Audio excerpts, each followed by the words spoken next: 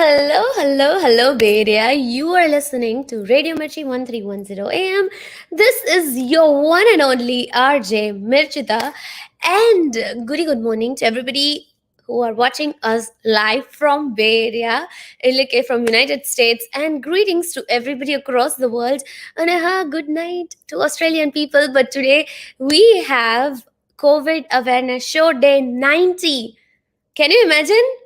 90. We are so happy, and we have a special doctor with us along with Dr. Moda, who is gonna give a talk about trauma management and COVID-19 in Australia specifically, because we all are very curious that Australia was, like managing COVID cases very extremely well, and suddenly because of Delta variant, as you guys can see, there are so many cases right now in spite of lockdown. The major cities in Australia, oh my god, they are really now in red zone. So we thought, let us invite a doctor from Australia who can tell us what's going on there. So that's why we have Dr. Krunal Gajjar LHA. So he's from Rajkot, but settled, and he continued his further studies in Australia. So let me go ahead and introduce Dr. Krunal Gajjar. He has done his MBBS, MPH, and FACEM. So he completed his MBBS from PDU Medical College in Rajkot in 2005. But immediately after his MBBS, he moved to Australia for his higher studies in medicine to pursue his passion. He graduated with MSc in Population Health from University of Wollongong in 2008, followed by Fellow of the Australian College for Emergency Medicine in 2019.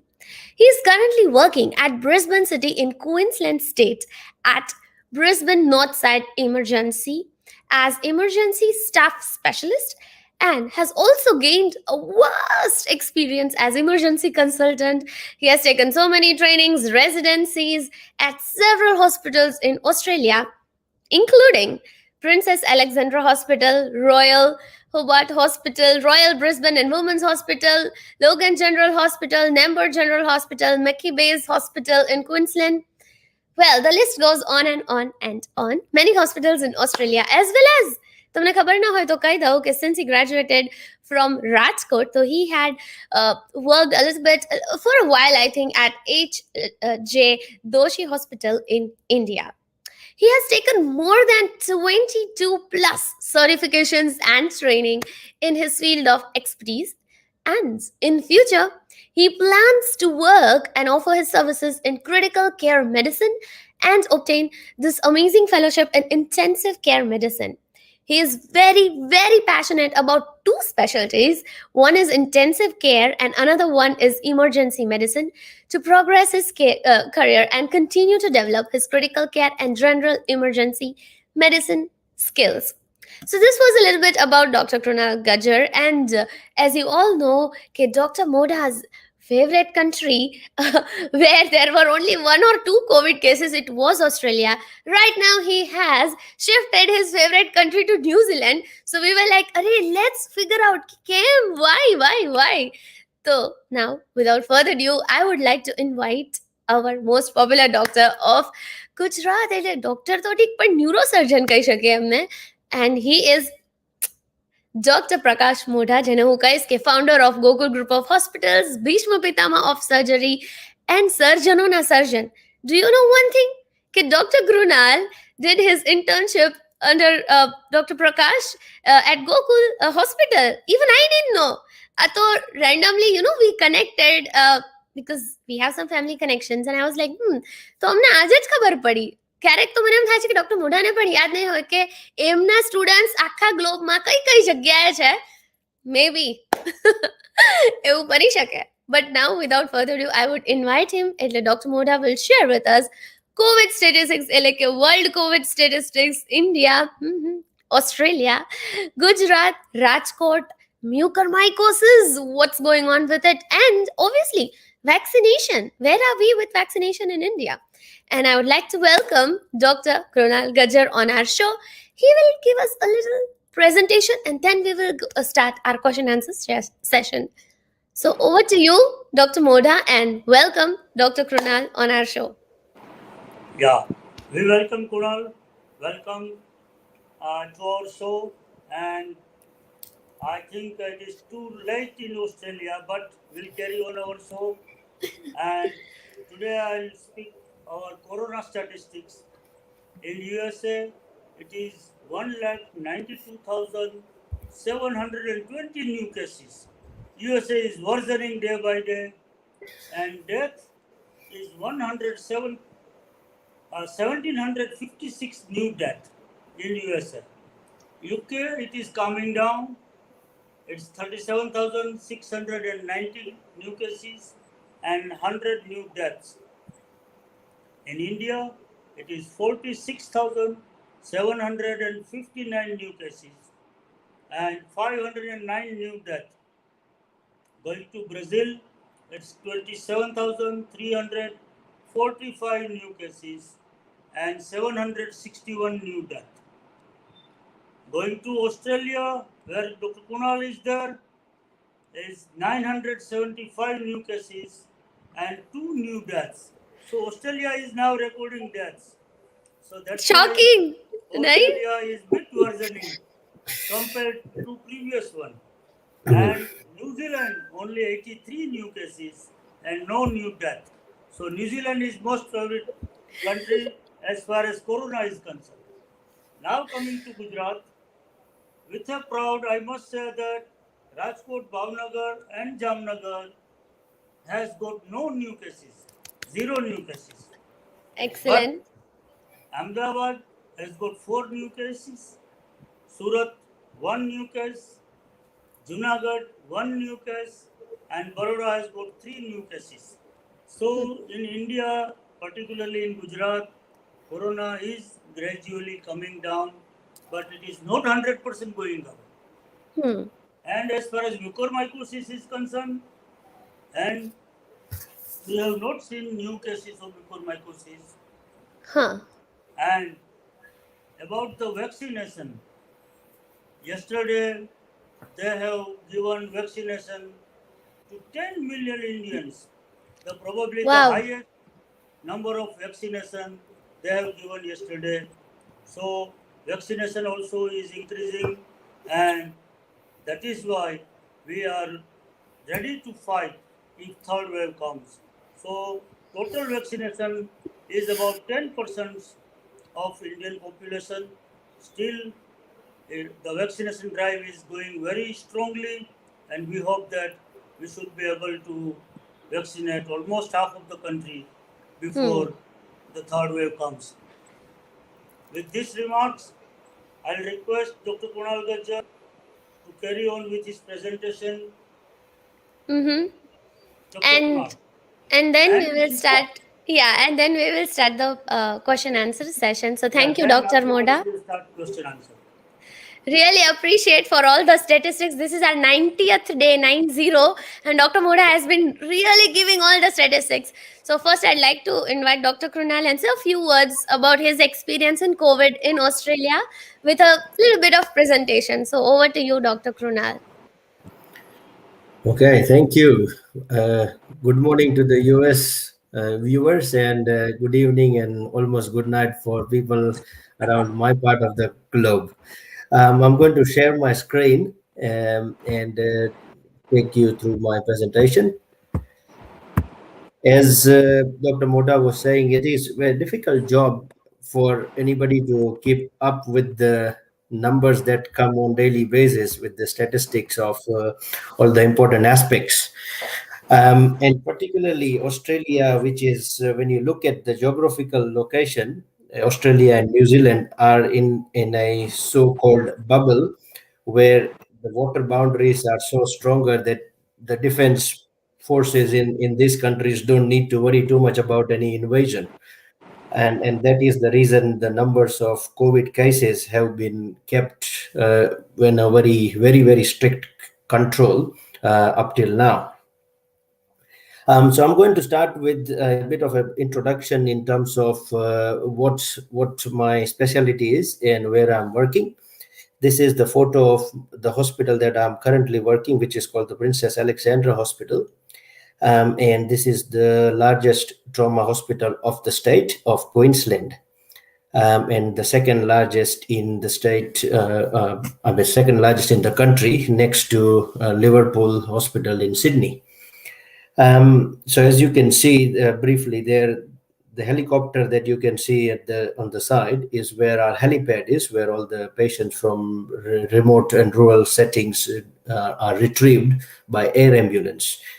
And that whole building, where underneath the helipad is the emergency department and the critical care building, and the other buildings are where all the general wards are. So what I'm aiming to do with this presentation is to give a bit of an overview of the history and evolution of this pandemic, and then touch base with the Australian healthcare system. Just give you an example of what a journey of a patient is from the moment they enter the hospital and the moment they get discharged. That is, if they get discharged. If they are not well, they may not. Talk about ARDS and hypoxia and management from ICU perspective, and a brief introduction on trauma management, and experience of COVID patients in terms of when the pandemic was at its peak. I would say this is the second peak right now. And finally, just a message for all my viewers. So first of all, thank you, Ishita and the Gokul group to invite me for this special and unique platform to be able to given a chance to present on something from Australian perspective. So when you look at the geography of Australia, it's 3 times bigger than Indian by the area. And these are the numbers here. Indian population, which is second largest in the world, 1.3 billion. Australian population in that regard is 25 million. And when you look into comparisons, the entire population of Gujarat is more than double than the country's population. So this is the population density we are talking about. And some of the demographic data, when you look at Australian population, have a life expectancy of around 80 to 84 years, males to females. And the average cost of their earnings, 10% of the GDP is spent in health expenditures for healthcare services.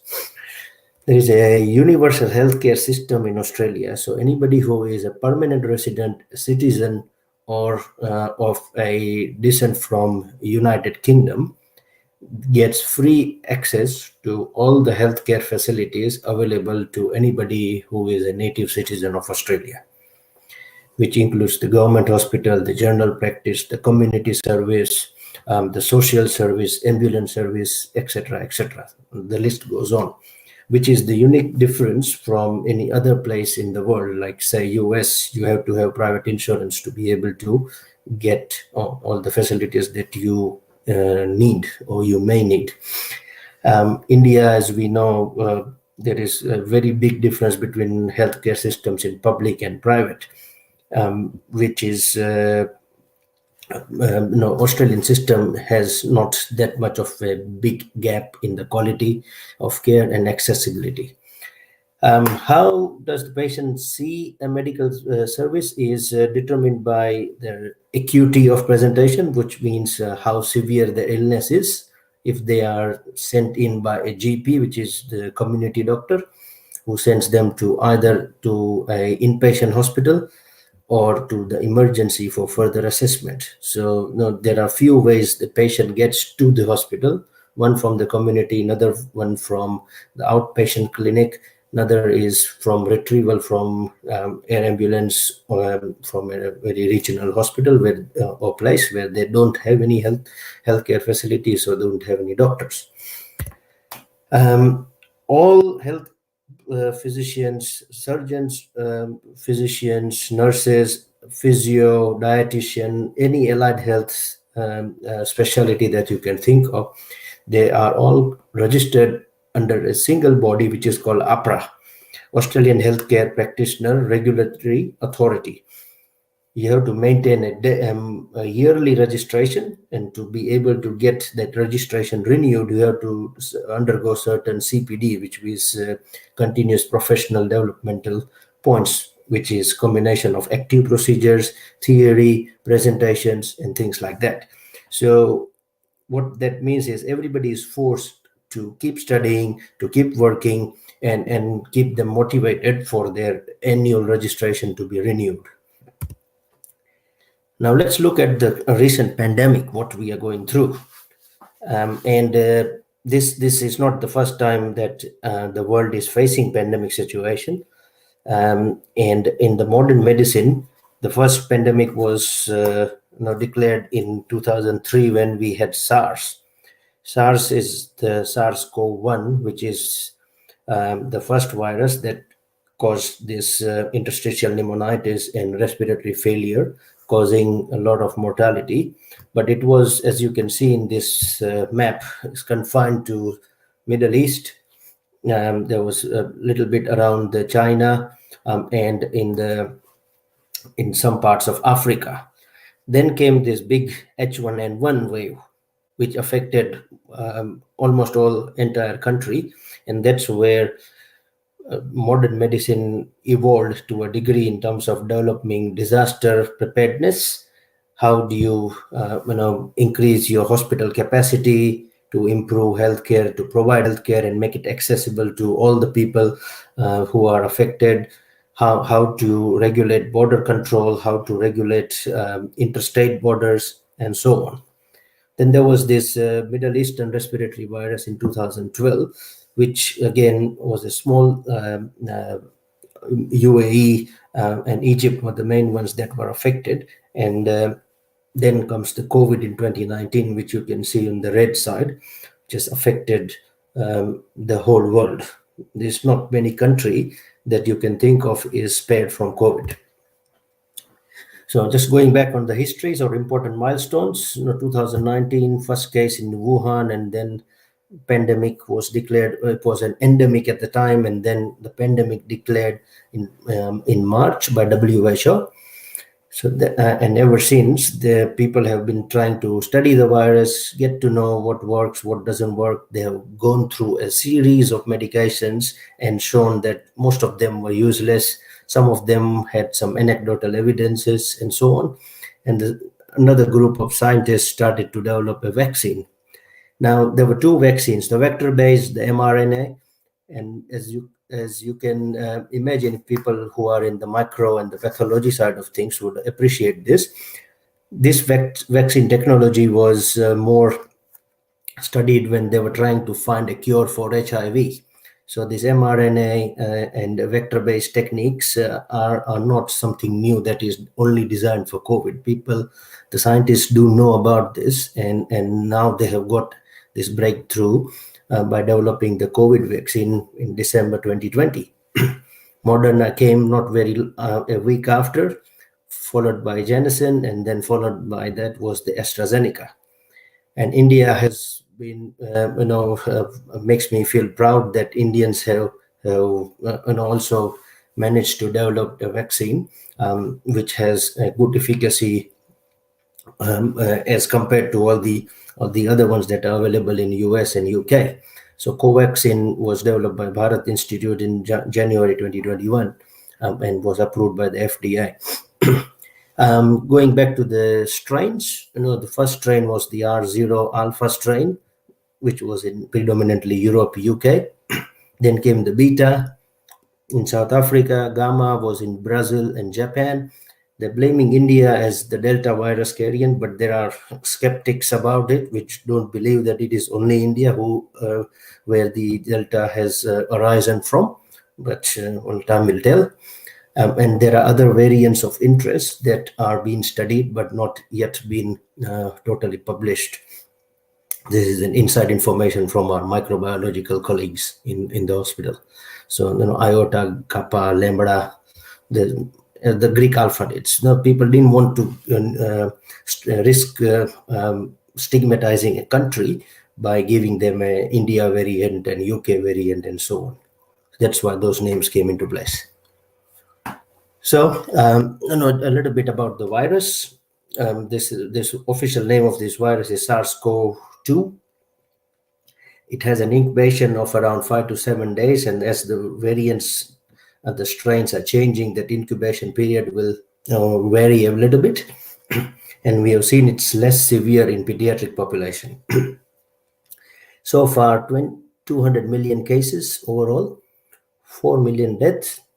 So gives a fatality or mortality rate of around 3%. How it is diagnosed? Well, microbiological RT-PCR test, which is the highly specific one, and the direct antigen test, which is the slightly less specific and sensitive one. And there are some pattern of laboratory findings, which includes your low white cells, platelets, bit of liver enzyme derangements, the ferritin high, CRP going high, and so on. Just to touch on how is COVID different. Most of the other pandemic viruses that we looked at, H1N1, MERS, and everything, they were predominantly respiratory system involvement viruses. And what is unique about this virus is it's a multi-system involvement, and it doesn't only cause macrovascular problem, it also causes microvascular problems, and that's where the long-term complications of this COVID disease is still under evolution, and people are still studying what are the long-term effects of this virus. Moving on to ARDS now. So ARDS stands for acute respiratory distress syndrome for the non-medical viewers. So, Dr. What- Krunal, Yes. let me just interrupt you for a second and check with Yeah. Dr. Modha if he has any comments so far, Mhm. or any questions, or any suggestions. Okay. Yeah, Kunal, Yes. suppose patient develop COVID and he Mm-hmm. goes to his GP. Mm-hmm. How did he end up in your hospital? Yes. So that is how the system works is if first of all GP will not see the patient with query COVID. They will do a telephonic consultation, like patient is talking over the video platform, like what we are doing now. And then GP has a moral obligation to call the relevant emergency department. GP patient refers goes to ED. They don't go to Mm-hmm. ward. The process is such that any patient coming from the community has to come to ED first, get seen, triage, and initial management started in the emergency, and then determining of the differential diagnosis, they get to a ward under relevant team. So anybody with say respiratory symptoms will be sent to ED. They will be triaged accordingly. They will be taken to a negative pressure room if there are potentially COVID. The history is taken by the triage nurse. The triage nurse, there is a universal system of triage depending on your physiological parameters. So, what is your temperature, your heart rate, your saturation levels, and what is your respiratory rate? And there is a score. If the score, if your temperatures and everything is high, the score is high. So, higher the score, worse is your physiological state. So, you would be sicker as compared to a lower score. And then the process starts where a emergency doctor, the hierarchy of medical system is there is an emergency consultant, then there is a registrar, and junior house officers, interns, medical students, and then any of the severity wise they get notification in the pager system. So category 1 is imminent death or imminent life threat, so you have to act now. Category 2 is you have to see the patient within 10 minutes. So, like, say, chest pain, query STEMI or non STEMI. Category 3 is like abdominal pain going on for an hour or two. Category 4 is like 2 or 3 days of symptoms, and category 5 is non urgent like I want my script of X medication, that kind of stuff. Does it make sense? Dr. Modha. Yes. Yes. And what do you do when patient suppose come to you in your Hmm. intensive care or in your emergency room? Mm-hmm. Yeah. So Directly you see the patient or no, no, no. there is. Yes, so we have each hospital has a unique way of streamlining the patient. So we are talking about COVID. So what we have for COVID is there is a separate team that looks and assesses the COVID patients. So they are all gowned up in the PPE, which is the standard universal PPE that we know, the mask N95, the eye protection, the full shielded gown, gloves, Mm-hmm. and then you have to assess the patient. So that assessment includes your history, patient examination. Then if they need blood test and everything, then you put a IV line. You request initial blood test. You request the initial chest X-ray, and Fast, then fast. based on those parameters, you decide or you quantify the sickness, and that will give you a good idea at the end of the bed when you look at the patient. That's when your seniority comes into place, like, oh, he's really breathing fast, he looks like he is getting tired, he's got altered level of consciousness, he's probably going to stop breathing imminently if we don't do much about those kind of stuff. So that's how you escalate care. Awesome. So I think Mhm. you Kunal, already. can you speak little louder so that everyone can listen it in a proper way? Okay, okay. Yes, Right, now I it is will. okay. I'll speak more louder than what I was. No worries. Uh, so what I was so what I was saying, patient આપણે હું તો ગુજરાતી બોલું તો વાંધો નથી ને. Oh, No, no, no. anything Welcome, is. welcome. Yeah. એટલે patient જ્યારે ઇમરજન્સી ડિપાર્ટમેન્ટમાં આવે એને સ્ટ્રીમલાઇન કરેલો હોય કે ભાઈ આ કોવિડ એરિયામાં જશે. કોવિડ એરિયા અમારો કેવો હોય કે નેગેટિવ પ્રેશર રૂમ હોય Do ત્યાં. you want to show in the slide a negative pressure room? Yes. So this is the negative pressure room. બરાબર. Hmm. હવે એની હોસ્પિટલમાં બધા નેગેટિવ રૂમ પ્રેશર રૂમ ના હોય, લિમિટેડ સપ્લાય હોય. એટલે જે પેશન્ટ નેગેટિવ રૂમમાં જશે, that patient has to be sick on paper, Oh. and your subjective assessment and your objective assessment of this patient should say that this patient is potentially sick. બરોબર. કારણ કે once the patient goes in the negative pressure room, and then you say it was a false positive and you have to take the patient out, that cleaning process of this room is 2 hour business. Oh. So it's a judgment call. You rarely can get this wrong. If you get it wrong, you delay by 2 hours. So how that works is, if I can point my arrow there, this is the first door, Hmm. which has the alarm, and that regulates the pressure in terms of what is the difference between this corridor here and the inside pressure here. Negative pressure room means when you open the doors, the air will suck in this way. It will suck in all the particles and aerosols that people from this side are breathing. So the idea is that when you have a patient with COVID lying in this bed, and when they are coughing or vomiting or spreading droplets that are not going outside, but they are staying in.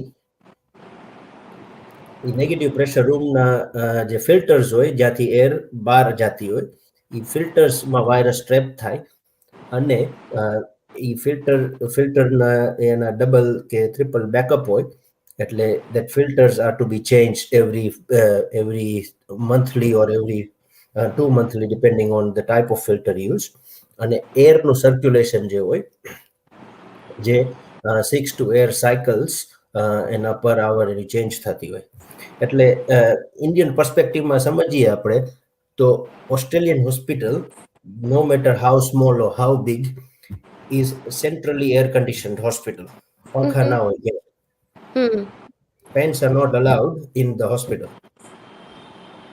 એટલે તમને ગરમી હોય તો કોઈ દી ઠંડી ના ઓલી ગરમી ના લાગે ને ઠંડી હોય તો તમને કોઈ દી ઠંડી ના લાગે. It's always temperature is always controlled. Right. So Dr. Krunal, sorry to stop you or interrupt you, but Dr. Modha, you have a question, right? Or comment? Ron, hmm. how many negative pressure room do you have in your hospital? Can you accommodate all patients of COVID into the negative pressure room? No, I wish. ના કેવું હોય uncle, negative pressure room દરેક વોર્ડમાં 2 કે 3 હોય. કારણ કે અચ્છા. Non Covid use of negative pressure room is four gas gangrene, MRSA અને ESBL જેવા વુન્ડ જે હોય એના મેનેજમેન્ટ માટે, અને બાકી પોટેન્શિયલી ટીબી કે એ કોઈ એવા રેસ્પિરેટરી ડિઝીઝ હોય એવા લોકો માટે નેગેટિવ પ્રેશર રૂમ રાખવામાં આવેલા છે. અને બીજું છે નોરો વાયરસ. તો નેગેટિવ પ્રેશર રૂમનો યુઝ ક્રિટિકલ પેશન્ટ્સ માટે થાય, રિઝર્વ કરેલા હોય. અને મારી હોસ્પિટલ જે છે Princess Alexandra hospital, it is like 780 beds.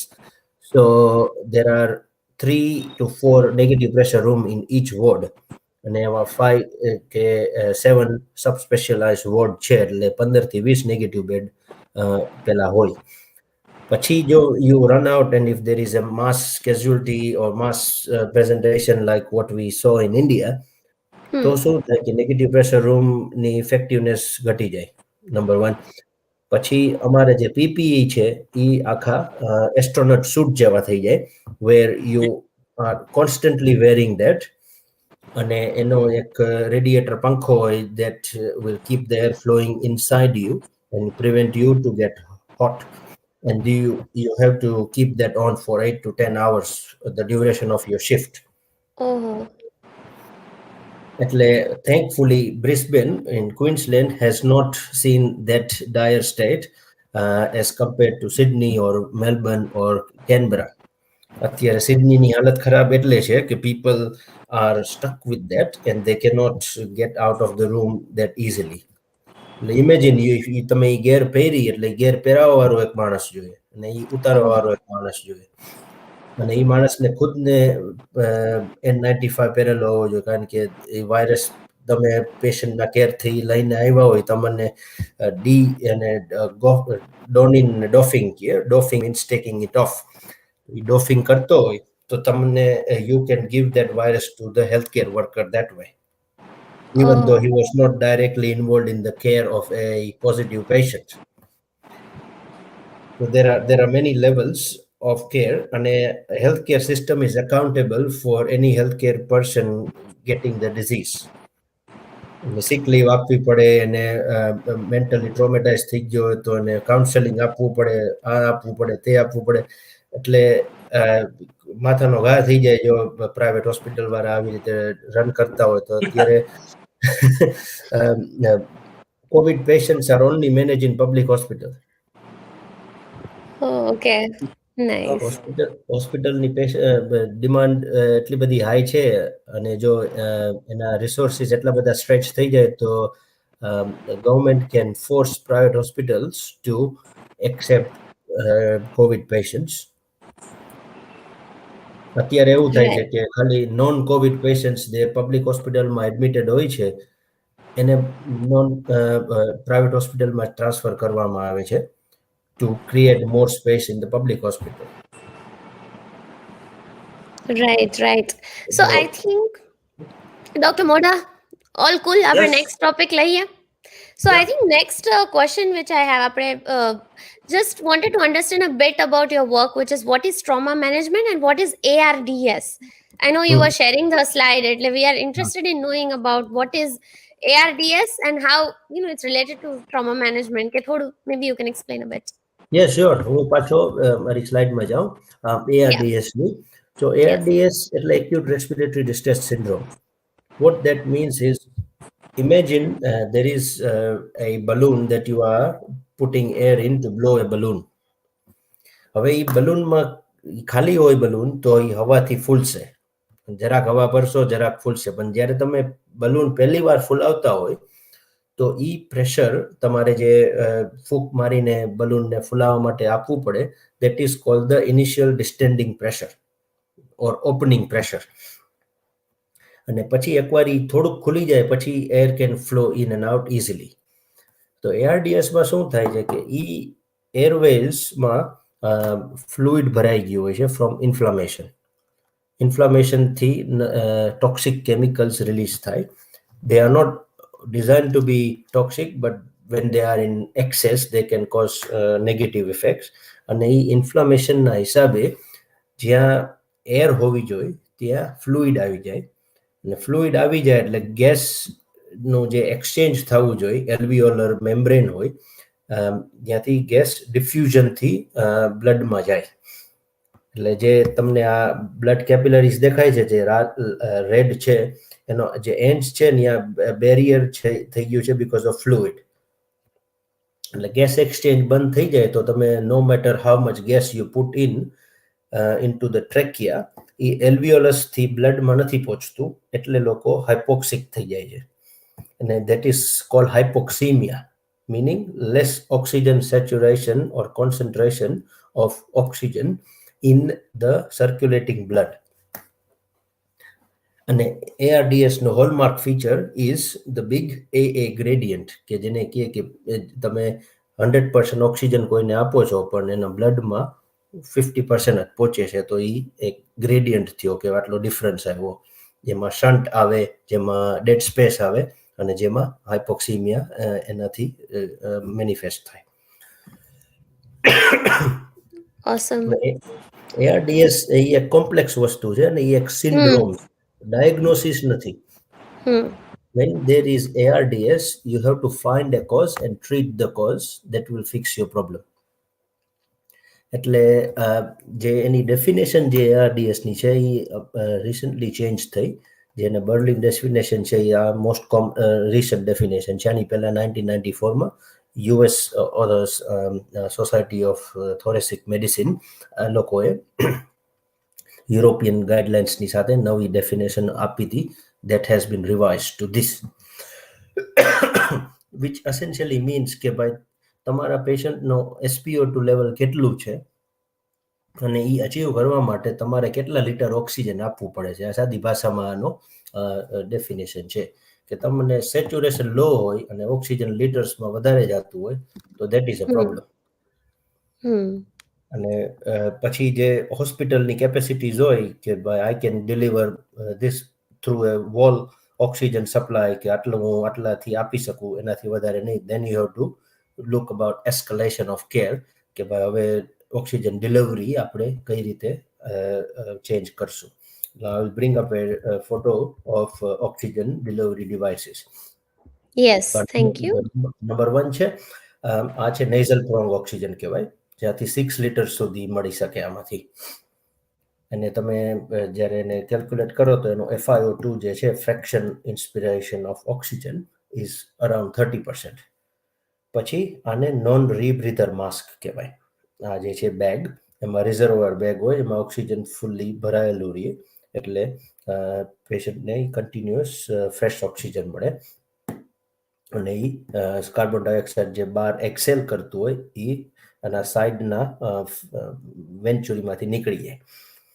પછી નંબર જે 5 છે એ છે નોન ઇન્વેઝિવ માસ્ક, કે CPAP બાયપેપ જે આપણે સાંભળતા હોય વાત, કે ટાઈટ ફિટ સીલ કરી દે ફેસ ઉપર, ફોરહેડમાં સ્ટ્રેપ્સ બાંધે, અહીંયા સ્ટ્રેપ્સ બાંધે, અને ઓક્સિજન ઇઝ ફોર્સફુલી બ્લોઈંગ, તો એનાથી વધારે litres up to 200 to 300 litres એટલા પ્રેશરથી ઓક્સિજન આવે.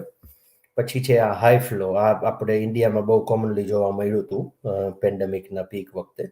તો high flow nasal પ્રોંગ nasal cannula, તો આ જે નેઝલ પ્રોંગ્સ છે એ રીતનો કોન્સેપ્ટ છે, પણ આનો જે ડાયામીટર છે આ જે પ્રોંગ્સનો એ આના કરતાં મોટો હોય, અને આમાં ગરમ હવા આવે, હ્યુમિડિફાઈડ થયેલી, જે પેશન્ટને બ્રીથ કરવામાં ઇઝી પડે. આ બધા જે છે એ ડ્રાય એર આપે. ડ્રાય એરથી માઉથ, નોઝ બધું ડ્રાય થઈ જાય, પીપલ કાન્ટ ટોક, અને પછી epistaxis જેને કે nasal bleeding ચાલુ થઈ જાય if it is too much. Oxygen toxicity is a rising concept which people are very vigilant here in Australia about. અને લાસ્ટ એનો જે છે આ છે ઇન્ટ્યુબેશન એન્ડોટ્રેકિયલ ટ્યુબ. આ પેશન્ટને જરૂર પડે that means they are attached to the ventilator. Now, this is an escalation oxygen delivery for a hypoxic patient depending on the underlying cause. Okay. Yes, yes. Got it. Dr. Modha, comments? Hello? Dr. Modha, can you hear us? I am not able to listen. Oh, can you remove your earphones? Can you hear us now? Can you rejoin? Let me stop the fan. Yeah. Sorry, Dr. Krunal, we have one little technical interruption here. Okay, that's okay. Yeah. Dr. Modha, are we audible now? Or do you want to rejoin? Dr. Modha, can you hear us? No? Can you rejoin? Can you rejoin?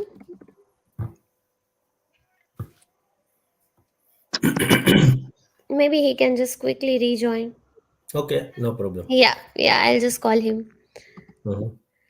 So I think this is great.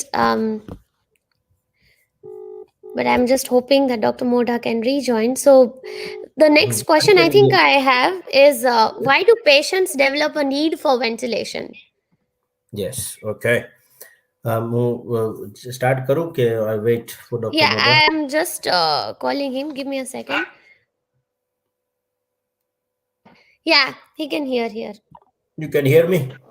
Yes. Dr. Modha? Yes, Sir, yes. Yeah. Sir, Yeah. what did you miss in the last comment? Do you want me to go through it again? Yeah, if possible.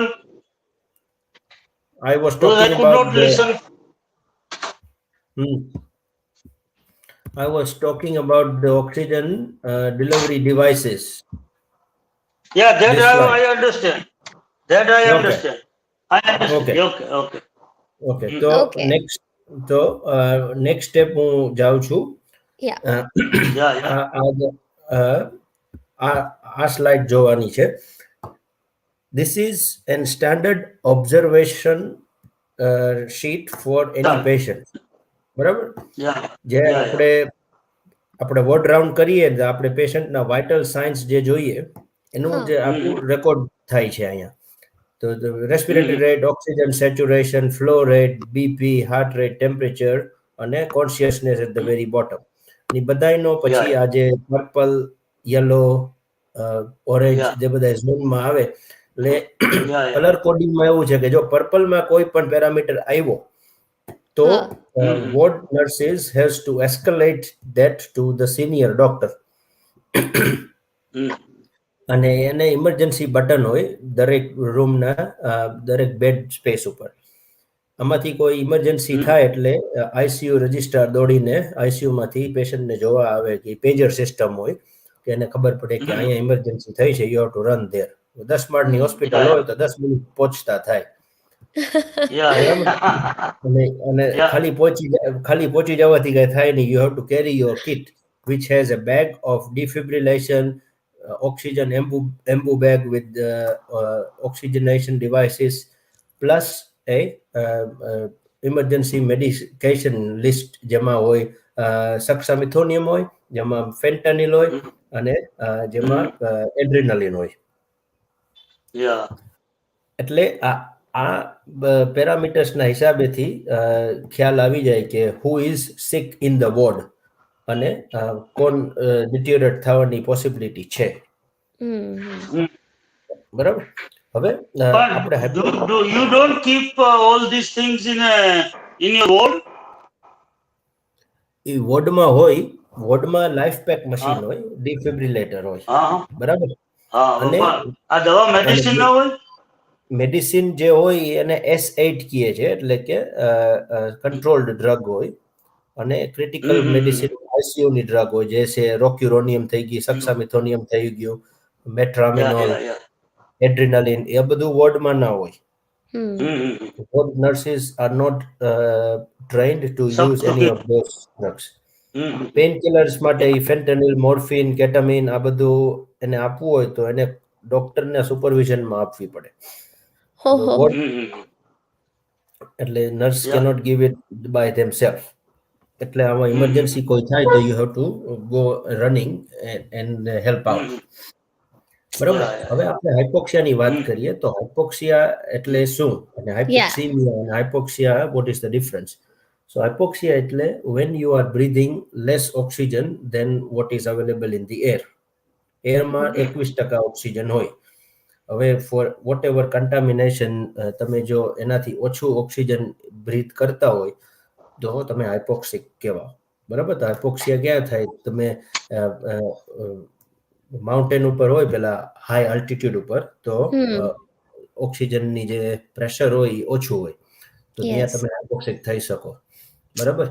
તમે કોઈ સ્પેસમાં હોય કે ઓલા close સ્પેસમાં હોય જ્યાં પેલું burns કે ફાયર થયું હોય તો ફાયરમાં કાર્બન મોનોક્સાઇડ ઇન્હેલ થાય તો એનાથી ઓક્સિજન બ્લડથી છૂટું પડી જાય અને કાર્બન ડાયોક્સાઇડ મોનોક્સાઇડ ચોટી જાય. and then you cannot get more oxygen and then you become hypoxic. એટલે હાઇપોક્સિયા થવાના ઘણા બધા રીઝન્સ હોય. હિમોગ્લોબિન ઓછું હોય, કોઈ સિવિયરલી એનિમિક હોય તો એ પણ હાઇપોક્સિક હોઈ શકે. બરાબર. એ હાઇપોક્સિયા થયા પછી બ્લડમાં જ્યારે ઓક્સિજન લેવલ્સ ડ્રોપ થાય એટલે એને હાઇપોક્સિમિયા કહેવાય. that is circulation of low or under oxygenated blood in the body. અને હાઇપોક્સિમિયા જ્યારે થાય ત્યારે બોડીની અંદર કમ્પેન્સેટરી મિકેનિઝમ્સ હોય જેને રિફ્લેક્સિસ કહેવાય.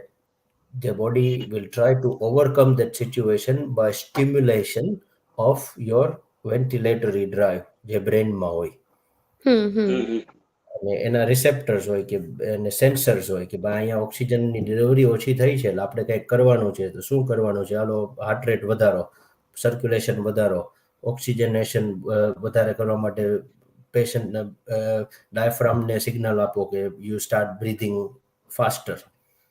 બરાબર. એટલે આ બધા એના કમ્પેન્સેટરી મિકેનિઝમ્સ હોય. એટલે જ્યારે પેશન્ટ આ બધા કમ્પેન્સેટરી મિકેનિઝમ્સ હોય બધાની એક લિમિટ હોય કે you cannot go forever without oxygen and rely on your mechanisms to correct it. એટલે ઓક્સિજન લેવલ્સ જ્યારે ડ્રોપ થવા માંડે તો 90 ઇઝ ધ મેજિક નંબર. કારણ કે એક કોન્સેપ્ટ છે ઓક્સિજન ડિસોસિએશન કર્વ. અને જ્યારે એ ઓક્સિજન ડિસોસિએશન કર્વમાં ઓક્સિજન લેવલ્સ 90 થી નીચે જાય એટલે there is a sharp decline in your saturations before it leads to respiratory arrest. એટલે oxygen level the magic number is 90 and above. લોકોના સેચ્યુરેશન્સ 90 ની above હોય તો you have enough time to correct something and do something about it. 90 ની નીચે હોય then you are in trouble. Patient can die anytime. બરાબર. અને જે બ્રેઇનનું ફંક્શન છે, brain relies on two things, glucose, oxygen. બરાબર. no better person to agree with me than Dr. Modha for that. એટલે જ્યારે સેરિબ્રલ પરફ્યુઝન પ્રેશર્સ જે અમારે ટ્રોમામાં we monitor that with the ICP monitors. Oxygenation of the cerebral blood is the key. તો જ્યારે એમાં reduction થાય ત્યારે you can see it clinically at the end of the bed by patient જ્યારે agitated થઈ જાય, થોડુંક restless થઈ જાય, becomes confused, they become disoriented, and then gradually the level of consciousness starts to drop. અને જેમ જેમ ઓક્સિજનેશન લો થાય એમ જે પ્રોટેક્ટિવ રિફ્લેક્સીસ હોય કે ગેગ રિફ્લેક્સ છે, વોમિટિંગ રિફ્લેક્સ છે, અને પેઇન લોકલાઇઝેશનના રિફ્લેક્સીસ છે, that are all blunted and they start to disappear. And when that happens, the patient can aspirate, which means કે એના ગળાના એના સલાઈવાના જે સિક્રેશન્સ જે છે એ નોર્મલી લંગ્સમાં કાંઈ એન્ટર ના થવો જોઈએ. Lungs is basically an air space. એમાં જો ફ્લુઇડ જાય તો it will make you drown in your own secretions and that will lead to respiratory arrest. એટલે હાઇપોક્સિયા જ્યારે કરેક્ટ તમે ના કરી શકો, then you develop a need to require mechanical ventilation. Hmm. What is Yes. mechanical ventilation? Mechanical ventilation is you are taking over patient's breathing under your control and attaching it to a machine which will do the breathing in and out for the patient.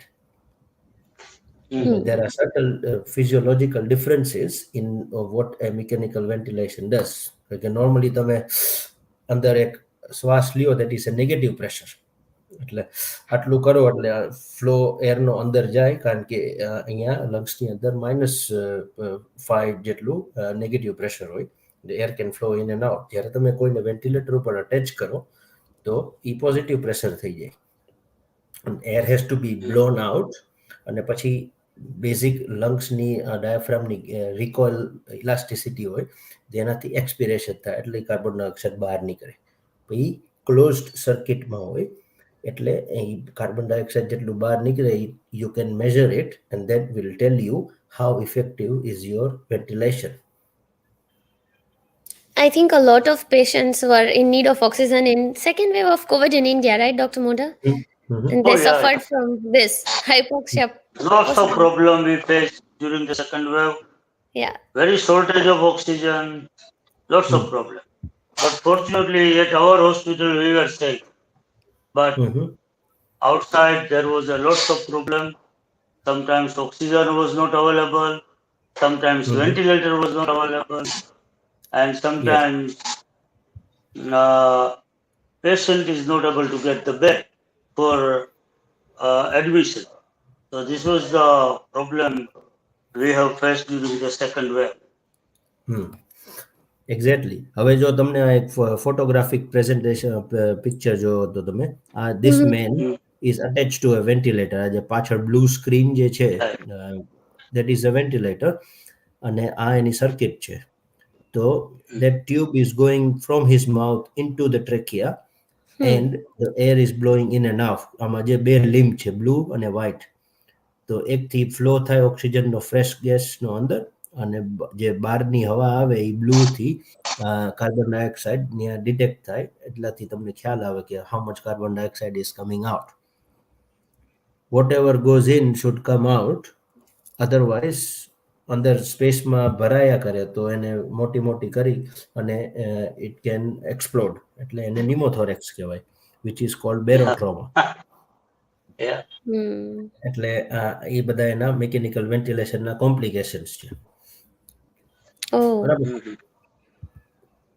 અને આપણે જઈએ next step કે આજે પીપીઈની વાત કરતો હતો જે negative pressure રૂમમાં, તો એના જે સ્ટેપ્સ છે કે ધીસ ઇઝ સ્ટાન્ડર્ડ એપ્લિકેશન, કે ગવર્મેન્ટમાં તમે જ્યારે પણ પીપીઈ પહેરો તો this are the steps you have to go through two put it on and remove. I'm not going through all the steps. No. There as an example. We already know. Yes.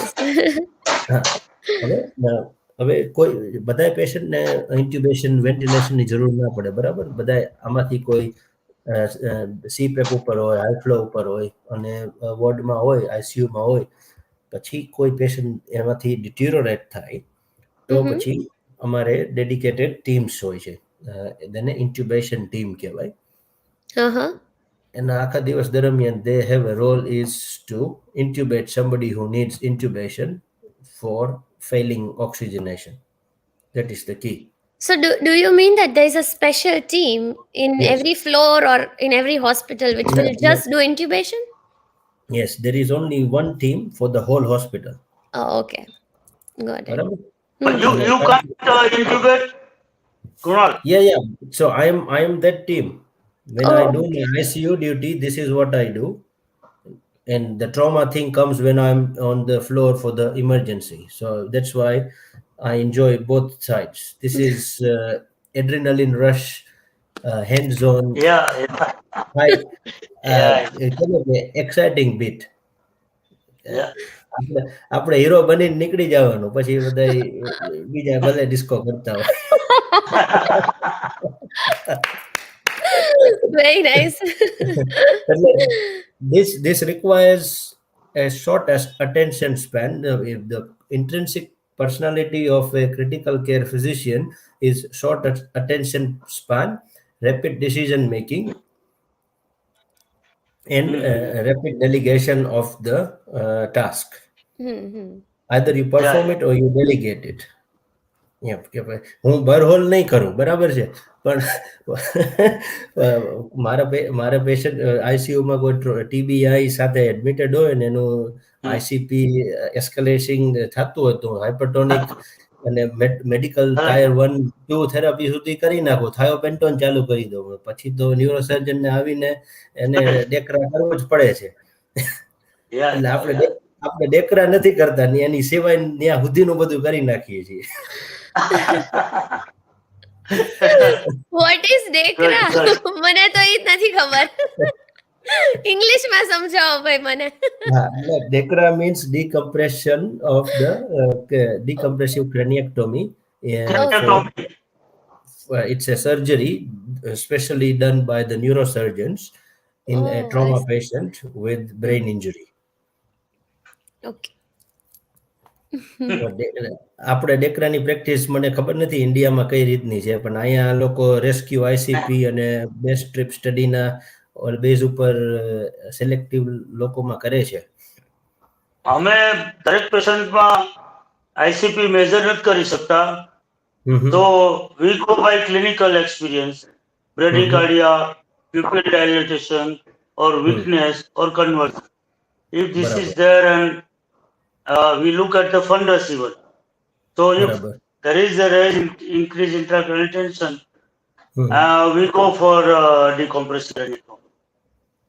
બરાબર okay. એટલે અમારે અહીંયા 2 ways of measuring ICP. એક તો direct ઈવીડી insert કરી દઈએ સબએરેક્નોડ haemorrhage કે વેન્ટ્રિકલ્સમાં bleeding હોય તો. Yeah, અમારી પાસે છે, we put bolt, but people here are not ready to get it done because that cost, that accelerate the cost. Suppose Yes. operation ન કરવું હોય તો પણ તમે બોલ્ટ મૂકો એટલે that cost will be there. So that Yes. is why people are not getting ready for ICP monitoring. Okay. And that's why we have to take we have all instruments. Intraventricular catheter and pressure monitor we are doing. Transdural we have a screw. We have a subarachnoid bolt and screw. But Oh, good. routinely we are not able to do it. ના એટલે that is a big difference in healthcare system. Yeah. એટલે મને ક્યારેક એવું લાગે કે હું ઓસ્ટ્રેલિયામાં ભણીને કામ કરીને ઇન્ડિયા આવું તો I will struggle. Yeah, you will. We are so much used to have so many things that are easy to access. In India, that is all restricted. It is restricted. એટલે coming back to our hypoxia ventilation requirement team, ICU intubation team હોય અને they will put the patient on the ventilator, bring them to ICU and start the COVID care in ICU if they are in the ward. ICU અને ICU માં deteriorate થાય તો they don't need to call for it, they are already there. Yeah. Dr. Modha, question? Yeah, suppose 2 patient કે 3 patient એક હારે ડિટોરિયેટ થયા આવડી મોટી હોસ્પિટલમાં, તમારે એક જ ટીમ હોય તો how will you manage? એટલે કેવું છે કે આ ટીમનું ડેડિકેટેડ રોલ છે ટુ ઇન્ટ્યુબેટ, બરાબર. That doesn't mean people who are there in the ICU cannot intubate. હા, બધાને ICU ટ્રેનિંગ કરેલી હોય, જેને એનેસ્થેસિયા ટ્રેનિંગ હોય, ઇમરજન્સી ટ્રેનિંગ હોય, આ બધા ટ્રેનિંગના પ્રી રિક્વિઝિટ જ એવા છે કે you are accredited. You must know the You must know. You cannot pass the exam if you cannot intubate. Yeah. And you have to show it on simulation, you have to show it on real life, you have to show it in elective situation. એટલે સાહેબે લખી દીધું કે આવડે છે એવું નહીં, ઓલું લાગવું ક્યાંય નહીં હાલે. લાગવા અને ના હાલે આમાં. હા, અને કેવું છે કે અને કદાચ લાગવગ વાળો હોય તો એને કોઈક ઇન્ટ્યુબેટ કરતા જોવે તો નર્સ કહી દે કે આને કોઈ દી લેરિંગોસ્કોપ હાથમાં પકડ્યો નથી આની પહેલા. ત્યાં ખબર પડી જાય. ખબર પડી જાય. એટલે nurses are that experience. Way smarter. એટલે there are the graded training. એટલે that is the big difference. અને ઈ અહીંયા આવ્યા પછી ખબર પડી કે આમાં ઘણું બધું આપણે હજી ઇન્ડિયામાં શીખ્યા હોત તો અહીંયા આટલી સ્ટ્રગલ ઓછી કરવી પડત. પણ હવે that is past tense.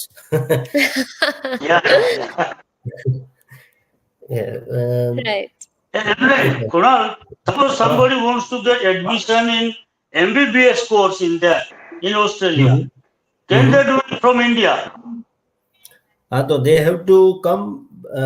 અને એનું છે ને NRI કોટા હોય છે જેમાં તમારે યર 12 ના સાયન્સના માર્ક્સ અને એનું મેરિટ હોય અને એની પ્રી રિક્વિઝિટ હોય છે. આપણે જેમ PMT એક્ઝામ હોય છે એવી રીતે અહીંયા ગેમસેટની એક્ઝામ હોય છે. એટલે ઈ જનરલ મેડિકલ એજ્યુકેશનની એક્ઝામમાં MCQ ટેસ્ટ હોય છે જે test for anatomy, physiology, physics, chemistry, mathematics આ બધું અને કમ્બાઇનેશન કરીને 3 કલાકની એક્ઝામ હોય અને એમાં તમે સ્કોર કરો then you will be able to get in Medical admission. admission. આપણે કેમ અહીંયા યુનિવર્સિટી એક છે તો ભાઈ સૌરાષ્ટ્ર યુનિવર્સિટી તો જામનગરે એમાં આવે, રાજકોટે આવે, ભાવનગરે આવે ને સુરેન્દ્રનગરે આવે. અહીંયા તો એક ગામમાં 10 યુનિવર્સિટી હોય. બરાબર છે. યુનિવર્સિટી ઓફ હવે હું સિનિયર લેક્ચરર છું તો યુનિવર્સિટી ઓફ ક્વીન્સલેન્ડ નો છું. બરાબર. હવે શૈલી ભણે છે, ડેન્ટિસ્ટ્રી ભણે છે તો શૈલી ઇઝ યુનિવર્સિટી કઈ છે તો કે જેમ્સ કુક યુનિવર્સિટી છે. પછી એવી રીતે પાછું ટાઉન્સવિલ હોય તો ટાઉન્સવિલમાં પછી સેન્ટ્રલ નોર્ધન ક્વીન્સલેન્ડ યુનિવર્સિટી આવે, ગ્રિફિથ આવે, બોન્ડ આવે, એટલે કેટલા બધા. સિડનીમાં 25 યુનિવર્સિટી છે એક ગામમાં. Yeah, it's quite different. અને બધાય પાછા મેડિસિન કોર્સીસ આપતા હોય અને બધાના ક્યુરિક્યુલમમાં થોડો ડિફરન્સીસ હોય. એટલે કરવું હોય તો થાય ખરી, પણ કેવી રીતે કે you have two gate through the merit list કે પ્રી એક્ઝામ એન્ટ્રન્સ ટેસ્ટ આપણે જે PMT કહેતા એવી રીતે.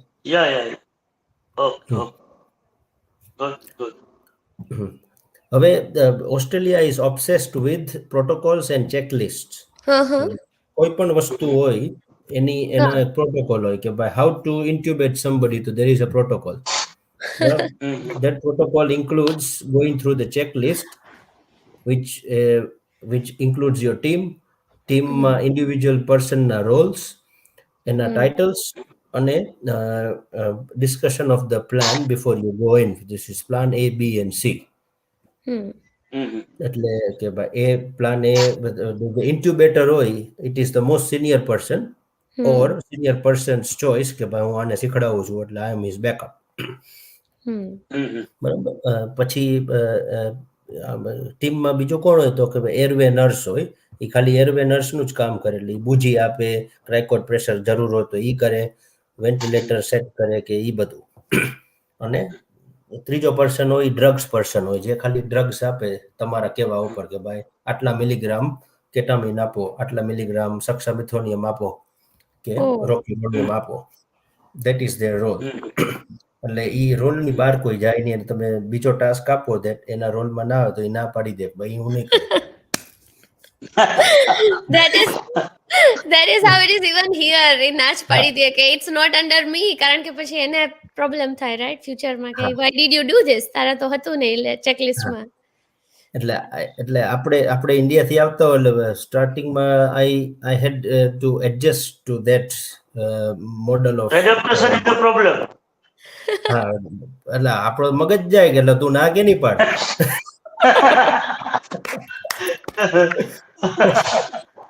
મોટા સાહેબ તો ફાયર કરી દેશે, નહીં નીકળો બાર મારી હોસ્પિટલમાં આવતા ને બીજી વાર. એટલે એ બધી વસ્તુ સ્ટાર્ટિંગમાં તો બહુ ટ્રબલસમ હતી. Culture shock.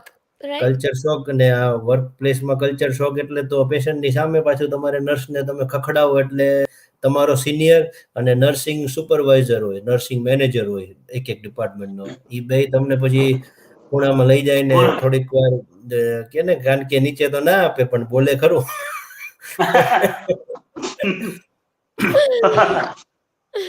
But there is a graded level of escalation, and you have to respect their duties and hmm their role in your.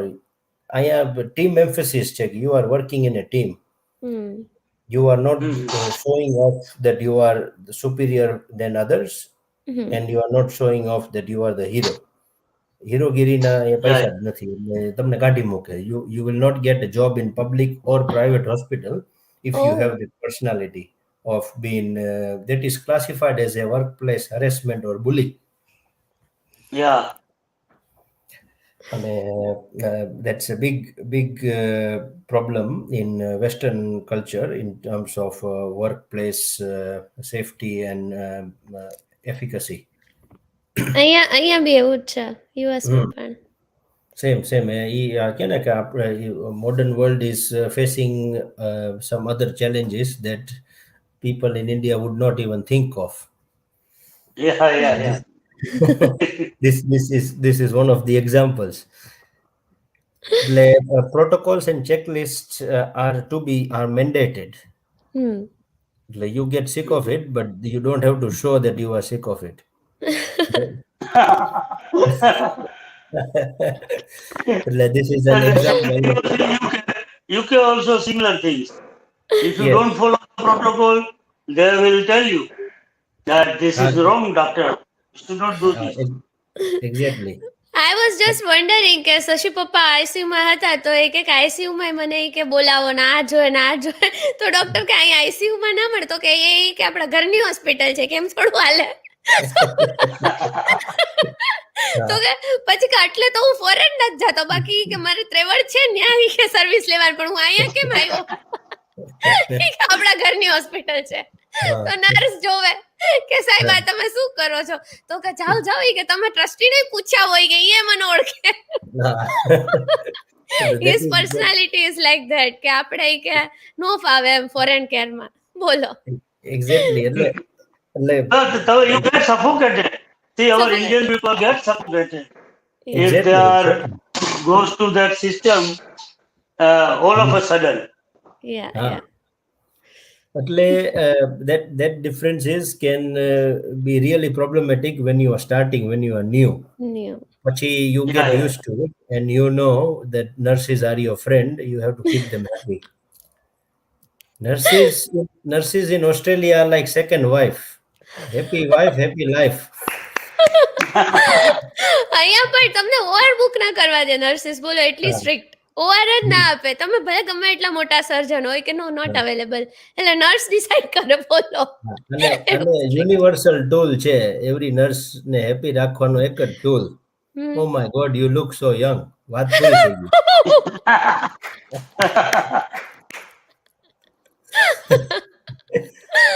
So true. મને I am well known for this. મને તો કોઈ પૂછે કે how are you, કોઈ nurse પૂછે કેમ છો, મજામાં, એટલે હું એમ કહું કે I am much better now that I have seen you. એટલે પૂરું આખો gift સુધરી ગઈ. Yeah. Nice nice. આવું બધું છે. ચાલો going back. Yes. તો where were we? We were in the intubation thing. Checklist. હા, હવે going one step forward કે ભાઈ હવે કોઈ intubate થઈ ગયો, they have COVID, they have ARDS from COVID, and now they are on the ventilator. So how do you ventilate them? How do you set up a ventilator? હા. So ventilator, when you look in basic terms, is by air goes in and out. There is a pipe that is in the patient's mouth going into the lungs that will deliver oxygen and remove carbon dioxide. બરાબર? lungs ની અંદર બે જ gas હોય, oxygen, carbon dioxide. બાકી તમે એને pre ઓક્સિજનેટ કરો એટલે નાઇટ્રોજન વોશ આઉટ કરી દીધું હોય, પછી સર્કિટમાં તો હોવાનું નથી. હવે વેન્ટિલેટરના ઇન્ટ્રિન્સિક પ્રિન્સિપલ્સ હોય કે ભાઈ it's a positive pressure delivery into the lungs and then there are some parameters to look at. તો શું હોય એમાં કે ભાઈ તમે પેશન્ટને કેટલા રેસ્પિરેટરી રેટ પર મિનિટથી એને ડાયલ કરશો, વેન્ટિલેટર એમ સેટ થાય. ઓક્સિજન ને બધું બાય ડિફોલ્ટ છે કે વોલ આરે કનેક્ટેડ હોય ને કન્ટિન્યુઅસ ફ્લો હોય અને ઓક્સિજન લો ના થવું જોઈએ, ડિસ્કનેક્શન ના થવું જોઈએ. અને સર્કિટના ઓલા હોય કે હ્યુમિડિફાઈડ સર્કિટ હોય, ડ્રાય સર્કિટ હોય, સર્કિટમાં ફિલ્ટર્સ હોય, અને સર્કિટની અંદર કાર્બન ડાયોક્સાઇડ મેઝર કરવાનું એક સેપરેટ આર્મ હોય, અને જેની હારે તમે નેબ્યુલાઇઝેશન, બ્રોન્કોસ્કોપી માટેનું, નાઇટ્રિક ઓક્સાઇડ ડિલિવરી માટેના બધાના અલગ અલગ કનેક્શન્સ હોય જે યુ કેન અટેચ. એટલે રેસ્પિરેટરી રેટ થઈ ગયું, ઓક્સિજન ડિલિવરી થઈ ગઈ કે ભાઈ કેટલા પર્સન્ટેજ ઓક્સિજન દેવાનું છે, અને પછી તમારે કંટ્રોલ કરવાનું હોય એનું કે ભાઈ આનું તમે કેટલું પ્રેશર આપશો અને એને કેટલું વોલ્યુમ આપશો. There are 2 modes, volume control, pressure control. બરાબર. હવે Australian ventilator ICUs are predominantly very pro in volume control ventilation over pressure control. America is mixed. અમેરિકામાં APRV, bi-level, reverse ventilation ratio અને pressure control ventilation PCV, આ બધા modes વધારે follow થાય છે. Australia SIMV mode, volume control is the standard default mode, unless patient has some problems on that mode. અને વેન્ટિલેશનના બે principal કે ઓક્સિજન ડિલિવરી અને મેન્ટેનન્સ, અને second reduce the complication from the ventilator. તમે કોઈ થેરાપી આપો છો, એની therapy that is given to a patient regardless of ICU or ward has problems. Okay, some are mild, some are severe. હવે જેમ પેશન્ટની condition બગડે, જે ICUની જરૂર પડે, એટલે જે થેરાપીઝ આવે they are coming at a cost. ICUમાં વેન્ટિલેટરની જરૂર પડે એટલે that is like last thing that anybody would want. કારણ કે વેન્ટિલેટરમાં બ્રીથિંગ કરવા માટે ટ્યુબ જે હોય એ કોકના મોઢામાં એમને તમે ખાલી એક ફિંગર નાખો તો એ ગેગ કરે. તો આ તો ટ્યુબ આખો દી પડી રહી છે, તો you have to keep them sedated. બરાબર. તો સિડેશન માટે કોકને તમે ખાલી સુવડાવી દો, પણ આ ટ્યુબ હોય એ દુખે ખરા, એટલે એને પેન કિલર આપવી પડે, એટલે એ અલગ ડ્રગ આપે. તો અમારે કોમ્બિનેશન હોય પ્રોપોફોલ ફેન્ટેનિલ કે propofol morphine, midazolam fentanyl, midazolam morphine. there are many options. Dexmedetomidine અને કેટામિન, કેટલા બધા ઓપ્શન્સ આવે, રેમિફેન્ટેનિલ ને. Uncle would understand what I mean. એટલે એટલે બધી જે થેરાપીઝ હોય એ બધાના સાઇડ ઇફેક્ટ્સ હોય. તમારે પેશન્ટને સેન્ટ્રલ લાઇન જાય, પેશન્ટને નેઝોગેસ્ટ્રિક ટ્યુબ આવે, IDC કેથેટર આવે યુરિન માટે, જો ડાયરિયા થઈ ગયા હોય તો રેક્ટલ ટ્યુબ આવે. એટલે નોર્મલ લોકો ઓસ્ટ્રેલિયામાં ICU ને એવું કે they just put tubes in every hole.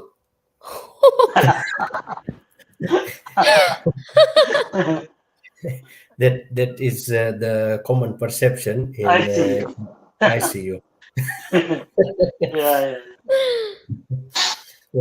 અને ઈ વેન્ટિલેટરના જે પેરામીટર્સ હોય એ બધા તમારે એના મોનિટરેશન કરવાનું હોય કે ભાઈ પીક પ્રેશર કેટલું છે, પ્લેટો પ્રેશર કેટલું છે, ડેઇલી પેશન્ટના ચેસ્ટ એક્સરે થાય, એની રોજ ફિઝિયોથેરાપી થાય, સક્શનિંગ થાય, એટલે એ બધા પેરામીટર્સને ધ્યાન રાખવું પડે. હવે આપણે વેન્ટિલેશન સ્ટાન્ડર્ડ સેટિંગથી કોઈનો એવું નથી કે વેન્ટિલેશન ઉપર કોકને રાખ્યો એટલે એનું ઓક્સિજનેશન કરેક્ટ થઈ જ જાય. There are some cases where patients are not improving on standard settings. Then what you do? What is the next step? But the next step is you have to understand this is the lung in an erect position. So અને વેસ્ટના zones કહેવાય. when you learn physiology in ICU this is very common. અને જેમ લંગનો જે ટોપ ભાગ છે below your clavicles is called the apex, and this is called the basal segment. એટલે એમાં ઝોન્સમાં અહીંયા વધારે એર જાય, ઓછું બ્લડ જાય because it has to go against gravity. Middle zone is the sweet zone, અને બેઝલ ઝોનમાં ગ્રેવિટીને અગેન્સ્ટ વર્ક નથી કરવાનું, એટલે અહીંયા બ્લડ વધારે હોય પણ એર જે ઓક્સિજન પાતળું હોય એ થોડુંક હવામાં જાય, ઉપર જાય, એટલે અહીંયા એને થોડુંક પ્રેશરથી વધારે રહેવું પડે. એટલે that is the difference in the ventilation on position. હવે તમે આ ઇમેજિન કરો કે આ ઊભો છે, એ માણસને તમે સુવડાવો સુપાઈન, એને એ સુપાઈન એટલે ચત્તો સૂઈ ગયો, તો આ બધા ઝોનના ડિસ્ટ્રીબ્યુશન ફરી જાય. હવે ઇમેજિન કરો કે હવે આ તો હેલ્ધી લંગની વાત કરીએ છીએ. હવે it's a infected lung which has ARDS fluid and other stuff going on with the virus infection. તો એમાં જે એરિયાઝ જે વેલ વેન્ટિલેટેડ હોય, જે વેલ પરફ્યુઝડ હોય, એ અનકોમન અનઇવન ડિસ્ટ્રીબ્યુશનમાં ફેલાયેલા હોય. That is called heterogeneous distribution of the pathology. એટલે that is the hallmark feature of ARDS કે ઇટ ઇઝ વેરી હેટ્રોજીનસ, અને એ બે લંગ્સમાં હોય. એટલે તમે કોઈ એક જગ્યાએ કે ભાઈ હાલો હું અહીંયા ટાર્ગેટ કરું છું, મેં અહીંયા વધારે એર આપી પણ એ તો નોર્મલ લંગ હતો, તો એ વધારે ફૂલી જાય તો એને ડેમેજ થાય, કારણ કે ઓવર સ્ટ્રેચ થઈ ગયું અને એને બેરો ટ્રોમા કહેવાય. કોઈ બીજા એરિયામાં એવું હોય કે આટલા પ્રેશરથી તો કંઈ ખુલતું જ નથી, કે આમાં તો હજી વધારે પ્રેશર આપવાની જરૂર છે, કારણ કે અહીંયા વધારે ફ્લુઇડ છે. તો જેટલું ફ્લુઇડ વધારે હોય એટલું પ્રેશરની જરૂર વધારે પડે. એટલે આ હેટ્રોજીનસ કન્ડિશનના હિસાબે નો બડી કેન ટેલ યુ કે ARDSના હિસાબે આ લંગનો સેગમેન્ટ સારો છે, એપેક્સમાં સારો છે, બેઝલમાં નથી કે મિડલ ઝોનમાં નથી. નો બડી કેન સે ધેટ. એટલે પછી એમાં આવે છે એડવાન્સ ટેકનિક્સ ઓફ વેન્ટિલેશન. વેન્ટિલેટરમાં તમારે અલગ એડવાન્સ મોડ હોય, જેમાં એના આઈ રેશિયો હોય, જેમાં તમે રિક્રુટમેન્ટ મેન્યુવર્સ કરી શકો, પીપ સેટ કરી શકો, પછી તમે પેશન્ટને પેરાલાઇઝ કરીને ફૂલ ડિસેડેટ કરીને પેરાલાઇઝ કરી દો, સ્ટેરોઇડ્સ આપો, અને પછી નાઇટ્રિક ઓક્સાઇડ છે એની એસ્કેલેશન થેરાપી, અને છેલ્લે પછી આવી જાય છે ECMO. હવે કોવિડ અને ECMO is A deadly combination. એનું કારણ છે people who goes on ECMO, if there is no end point to reverse the pathology, then that person could die. And how it is interpreted is, if there is no point of return, you should not give that therapy to a patient, because that will be called as a care for a futility. If the outcome is futile, you stop where you are and palliate the patient, which means you withdraw the therapy and let them die. You have to. Are you legally all right with the withdrawing the support, or you take some consent or? Consent હોય. જો અમારે withdrawal of care is the main reason patients who die in ICU. કારણ કે techniques એટલી બધી છે, advancement એટલી બધી છે કે તમારે કોકને જીવતો રાખવો હોય તો you can. But is this a meaningful survival or not is where the discussion lies. એટલે અહીંયા અમારે એને કહેવાય છે ARP, Advanced Resuscitation and Procedure. બરાબર? એટલે એમાં કેવું હોય કે કોઈ પણ પેશન્ટ હોય એને એ લોકો એની અંડરલાઈંગ કન્ડિશન જોવે કે ભાઈ healthy 40-year-old person with pneumonic myocarditis, એને ECMOમાં નાખવા, નો ડ્રામાસ, એને ECMO કરી આપી દો. પણ કોઈ 75-year-old gentleman who has been smoker all his life, drinks alcohol, has diabetes, COPD, ischemic heart disease, who cannot walk more than 100 meters, હવે એને ECMOમાં ના નાખે, એને કહે કે બસ સેવા કરો, ઘરે લઈ જાઓ. Similar thing, my brother had an aspiration after vomitus in UK, London. He was 75 years. So it was just they put him on ventilator, and in few days he says he's not improving. I think we will not help him much. We'll withdraw the support gradually and let him die. So in India, what is that? We try till end. see હા whether result comes positive or negative. હા And એટલે ઇન્ડિયામાં તો વાત આવી રીતે કરો કે આ નહીં જીવે તો એ તો ત્યારે ને ત્યારે કોક મારે. Mare. Yeah, exactly. correct. I mean, but Kunal, do you have some committee or you decide 4 5 people get together and then decide that this person is not going to make it? So let us withdraw the support, gradually explain the relatives. Is it ના જો so? no, that is the unique point on Australian medical training, which Hmm. I can say that I am proud of, because આ વસ્તુ ઇન્ડિયામાં નથી શીખડાવતા, બરાબર? પહેલી વાત, how to have a Mm-hmm. family discussion of a person is not taught in India at all. અહીંયા there is a large emphasis on communication to a Yeah, patient, and if patient can't talk to a patient's next of kin, which is the substitute decision maker. Hmm. Legally A yeah. husband માંદો હોય તો એની wife માંદો તો એનો husband, પછી then the elder son, then the other son, A step wise manner માં ચાલે. Mm. Now what happens is, જ્યારે કોઈ આઈસીયુમાં critical છે ત્યારે you Mm. Start the discussion on the lunch. ભાઈ તમે મને આ માણસ જે અત્યારે આઈસીયુમાં છે એના વિશે મને કયો, એ શું કરે છે, Mm. બરાબર? અને પછી then you sit to the patient family and ask them what is their expectation. કોઈ 2 મીટર ફોલ થયો છે, કે કોઈ મોટર બાઇક એક્સિડન્ટ એમબીએ થી ઇન્જર્ડ થયો છે, he is got diffuse axonal injury grade 4, Mm. બરાબર? અને તમે એને Mm. કેવી રીતે અપ્રોચ કરીએ situation? This is the injury that he has got, but we want to know what was he like before this injury happened, what were the good things, or what are the things that he values the most. એટલે એમાં that Yeah. is a discussion that you have, and એમાં wife એમ કે he was very independent, he always liked to enjoy his life, અને Mm. અમે કે ભાઈ jolly person કે whatever.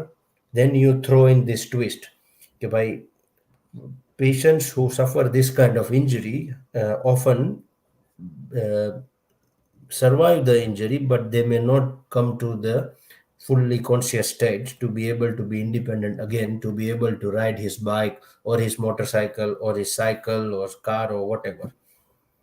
And depending on other injuries, he may need to be assisted with his daily livings.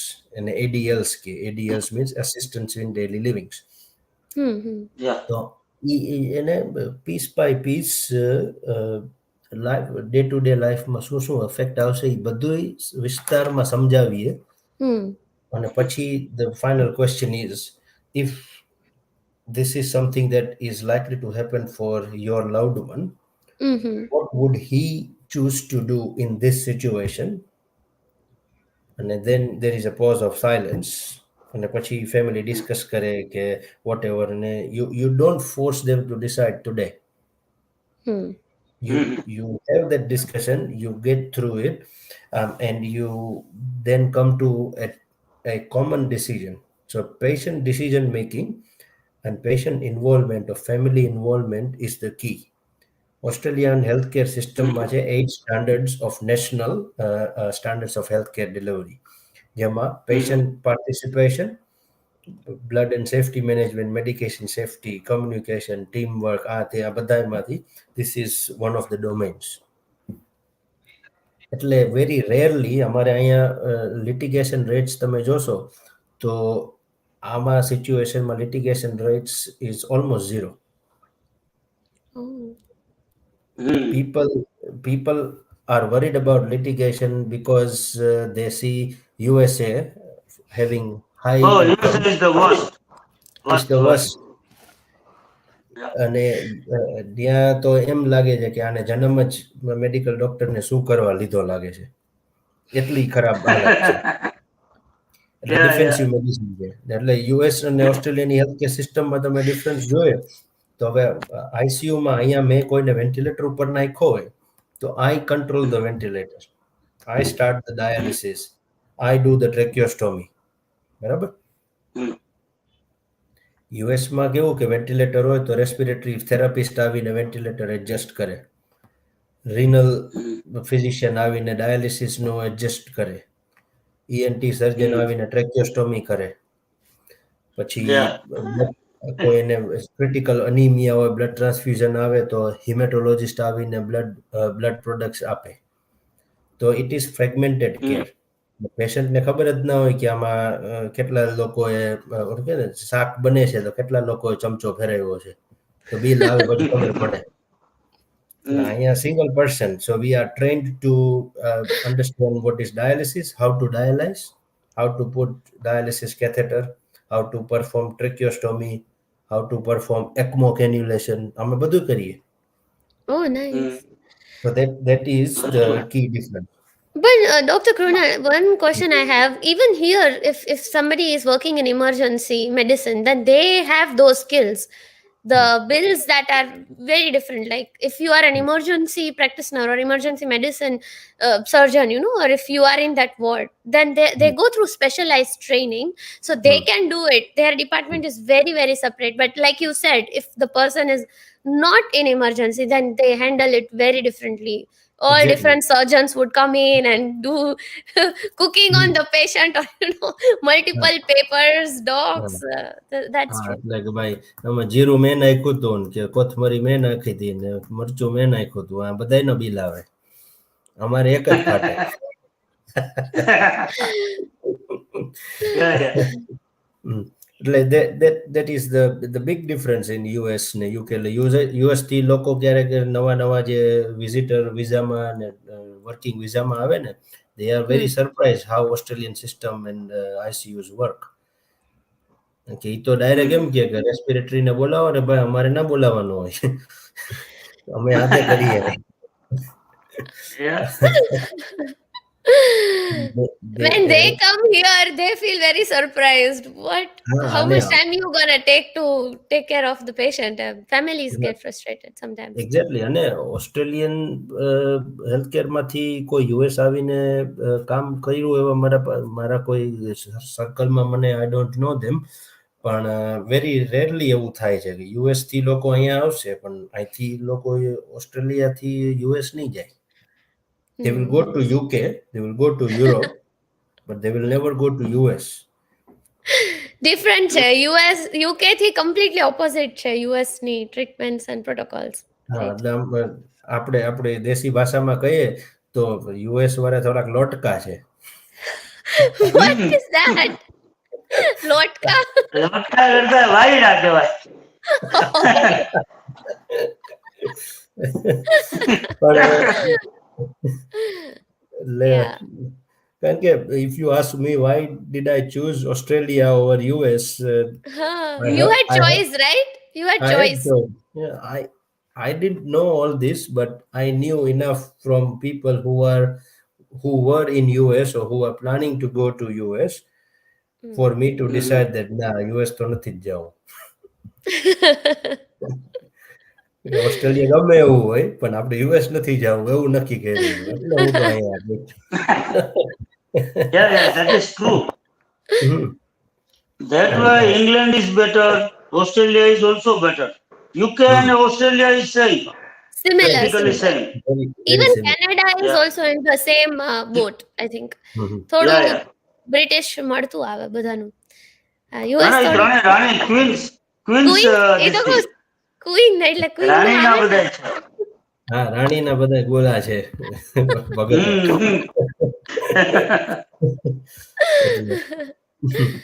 So we will go back. I think we have crossed a lot of time. It's very late. પણ આપણે ફટાફટ શું કહેવાય? ફટાફટ let's go on to the COVID.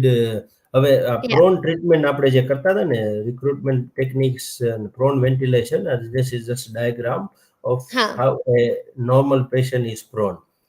ઇન્ડિયામાં લોકોને ઊંધા સોડાવીને high flow oxygen આપતા હતા. That was a good thing.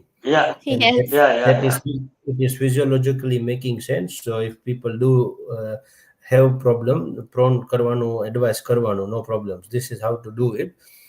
In a intubated patient કેવું હોય કે આમાં ઇમેજિન કે આ તો એમનેમ છે, હવે આ લેડીઝમાં બધી જગ્યાએ ટ્યુબ્સ હોય તો કેટલું સ્પગેટી ભેગી આવે અને એને બધું ટર્ન કરવામાં ઇટ્સ a big task. એટલે Yeah. મારે ક્યાં ગયું એક હતો, કદાચ મેં આમાં પિક્ચર નથી રાખ્યો પ્રોનનો. Let me have a look. I Mhm. think I must have forgotten to add that slide. Proning, the checklist છે against protocols and checklists. This is what Australians like. એટલે this is how proning is done. Mm. એટલે આમાં કી message in પ્રોનિંગ is કે તમે કોઈ તમારા પેશન્ટને prone કરતો હોય ને તમારે ચા પીવાની બાકી હોય તો પહેલા ચા પીવી. આમાં ગમે એટલી વાર લાગે. બરાબર. કારણ કે once you are there you cannot leave. Yeah, yeah. Let's go back to just a slide on terminal room cleaning. Negative pressure room ને કેટલી વાર લાગે ક્લીન કરતા ને શું કરે, શું ધોવે. You don't need to worry about that. હવે અત્યારે અહીંયા અમારે કોવિડમાં ડાયગ્નોઝ કોવિડ હાઇપોક્સિક પેશન્ટ છે તો એને શું ડ્રગ્સ આપે છે દેટ ઇઝ એવિડન્સ બેઝડ. બરાબર. તો એમાં જે આ બ્લુ સેક્શન છે ફાર્મેકોલોજીકલ મેનેજમેન્ટ, પેલું છે ડીવીટી પ્રોફાઇલેક્સિસ, હેપેરિન એનોક્સાપેરિન ક્લેક્સાઇન. નંબર 2 ડેક્સામેથાઝોન. બરાબર. પછી એની સાથે પીપીઆઈ પેન્ટોપ્રેઝોલ આપે સ્ટ્રેસ અલ્સર પ્રિવેન્ટ કરવા માટે. પછી જે રેમડેસિવિર 200 મિલીગ્રામ્સ આઈવી રેમડેસિવિર ચાલુ થઈ જાય. Remdesivir is very popular, very popular. Ne, Modha sahib, what do you say? Yes, yes. In India, it is very popular. But in our case, we don't give remdesivir to all COVID patients.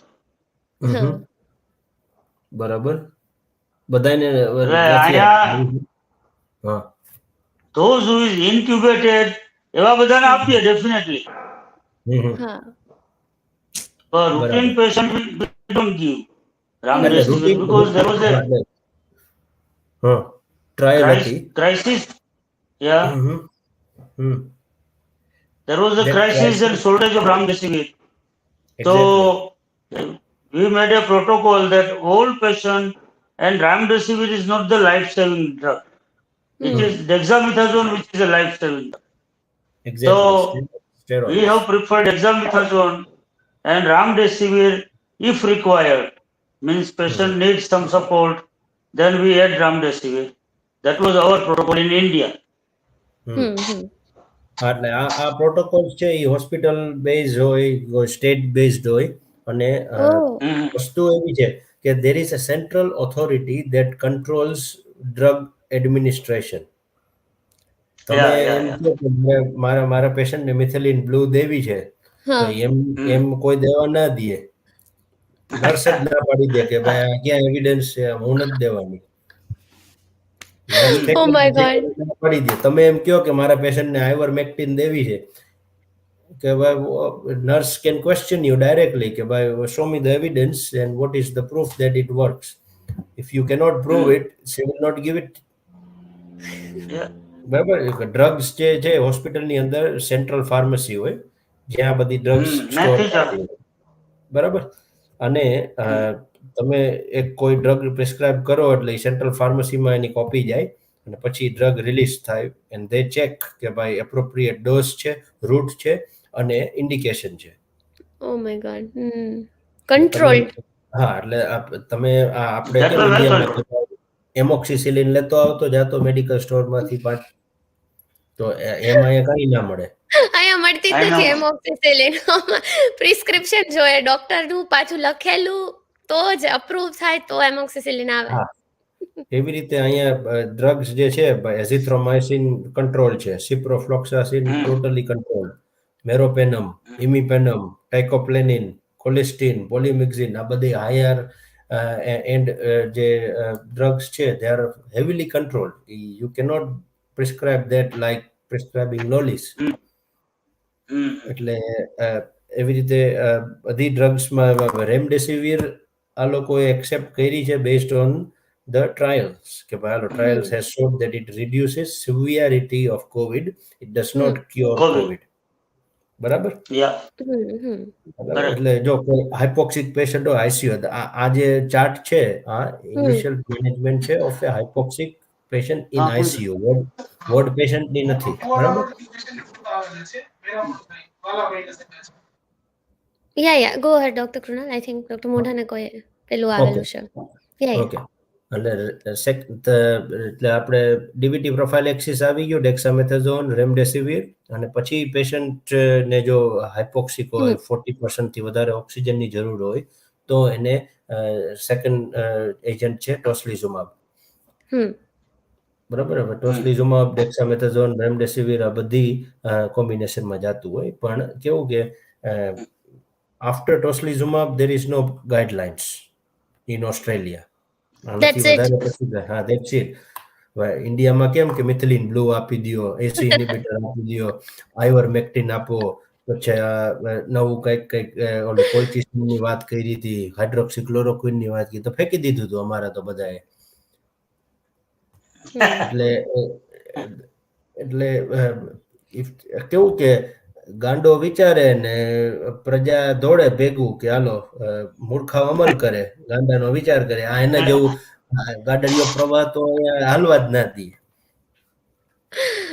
તમે કોઈ પણ એક drug error થાય ને, એક પણ drug error થાય હોસ્પિટલમાં, તો પ્રિસ્ક્રાઇબર ઇઝ કાઉન્સેલ્ડ, એને આઈડેન્ટિફાય કે you have your unique number of prescription, electronic prescription હોય, એટલે they can track down who has prescribe this drug. એ તમને એ કહી દે કે તમે આ કોમ્પ્યુટરમાં બેઠા હતા. હા, આઈપી ટ્રેક કરી દેશે. બરાબર. એટલે you are accountable for what you are prescribing. એટલે that is called smart prescription to prevent errors. એટલે that well, it's a joys of modern medicine, I guess.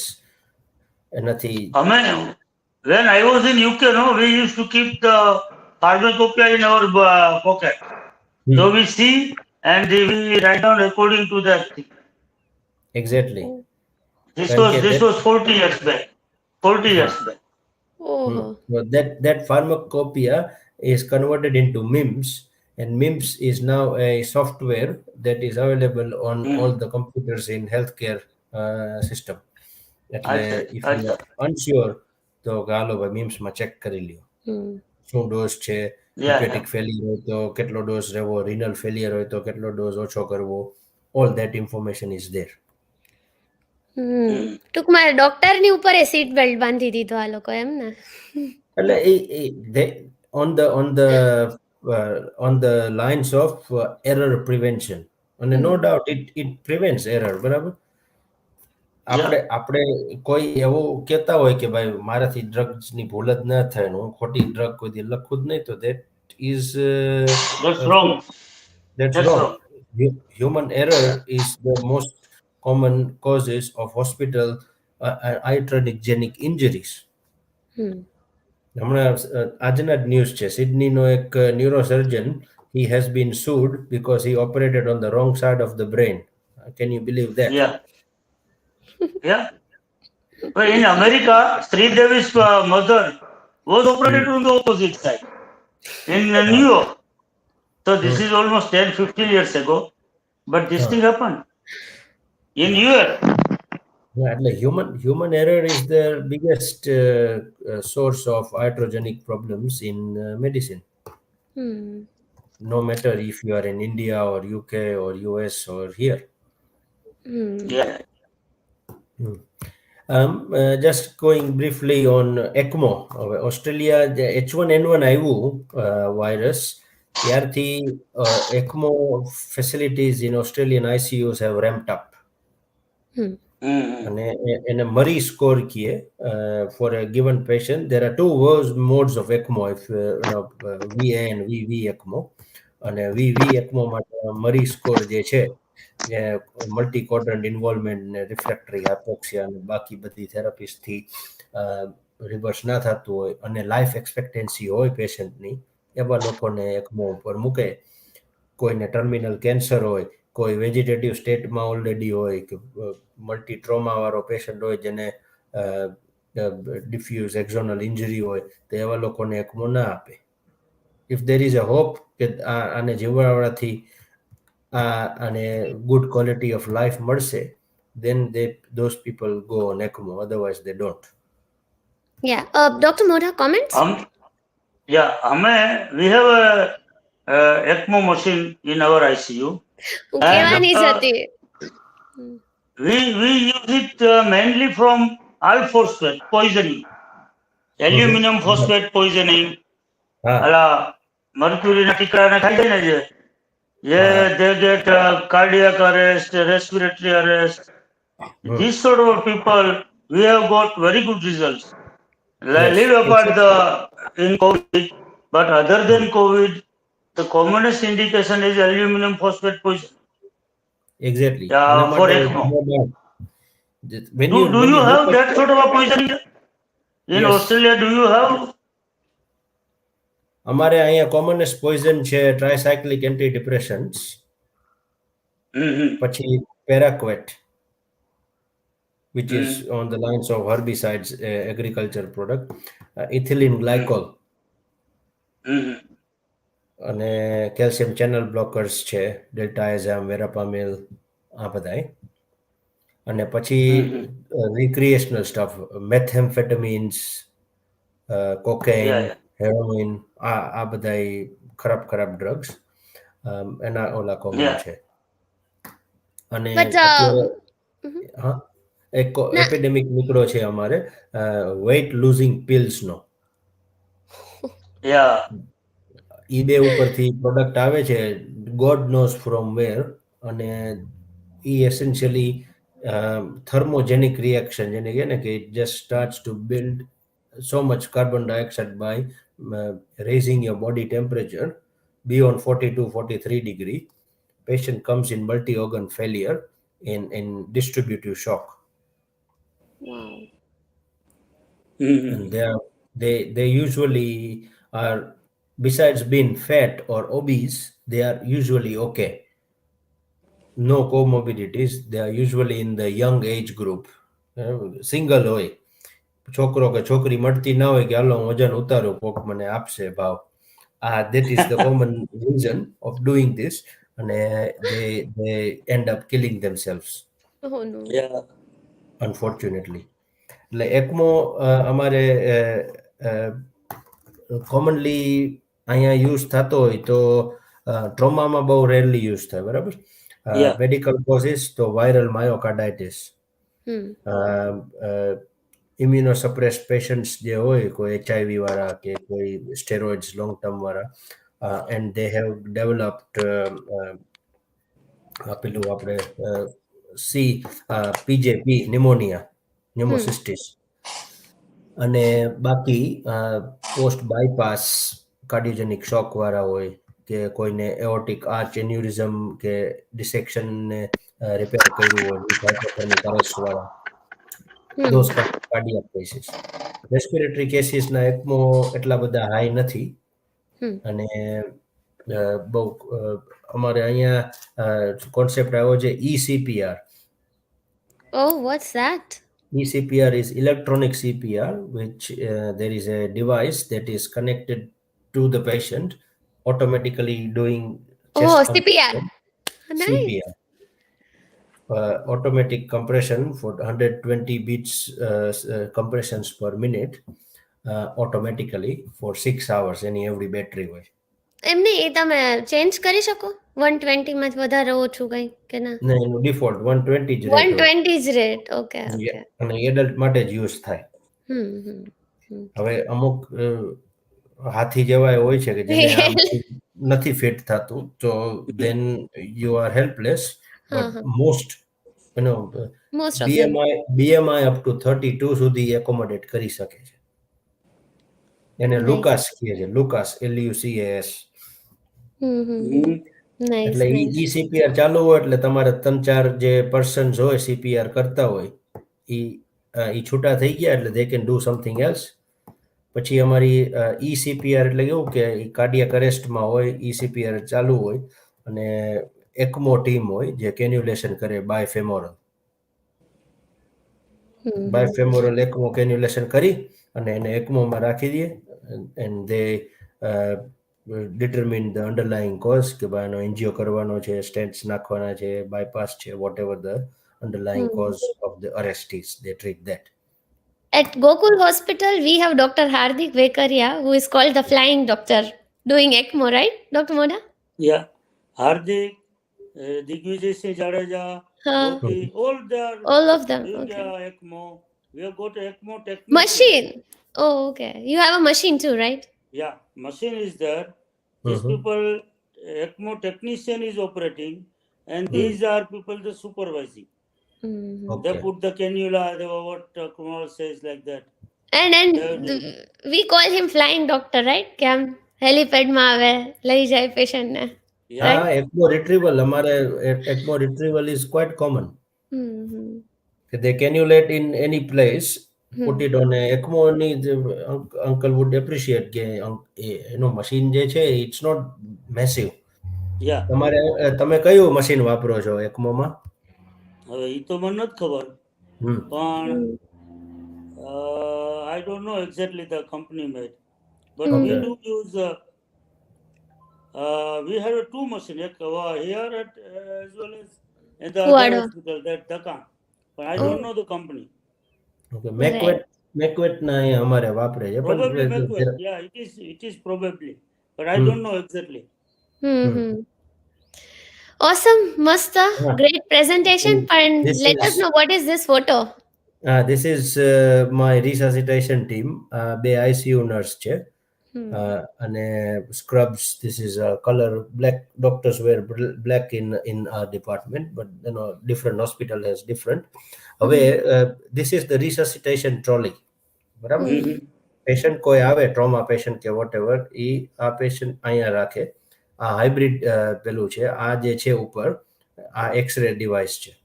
Oh. Mm. અને ટ્રોમા પેશન્ટ આવે એટલે within 2 minutes of this patient on the trolley એનો chest x-ray અને pelvic x-ray થઈ ગયો. એટલે by the time you have finished your primary survey you already know if there is a tension pneumothorax or an open book pelvic fracture. Mhm. આ જે line છે, this is the line where the key people, there is a person at the head end who is the airway person. અહીંયા કેન્યુલેશન large બોર cannula નાખવાવાળો બીજો doctor હોય. આ બાજુ fast scan થતા હોય, અલ્ટ્રાસાઉન્ડથી ફાસ્ટ સ્કેન થાય અને ચેસ્ટ ડ્રેન કે કાંઈ નાખવાનું હોય, ચેસ્ટ ડીકમ્પ્રેશન કરવાનું ઇમિડિયેટલી, તો એ એના માટે હેડ અહીંયા ફૂટ એન્ડ પાસે હું ઊભો હોઉં. This is or whoever is the team leader. Consultants are usually team leader.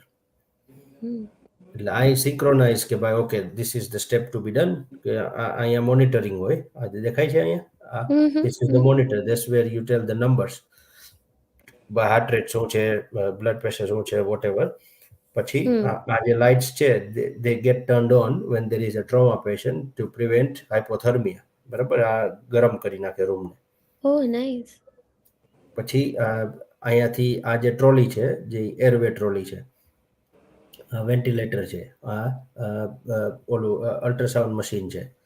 પછી અહીંયાથી આ એક્સરે વાળાનું ઓપરેશન કરવા માટેનું કોરિડોર છે કે જ્યાંથી બટન દબાવે એક્સરે થઈ જાય. You look at the x-ray there straight અવે.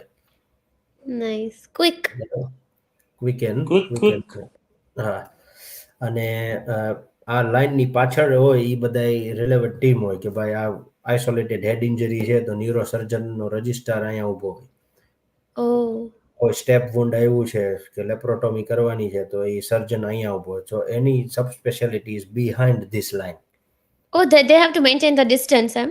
યસ, એને રિસસિટેશન ઈડી જ કરે. Hmm. બરાબર?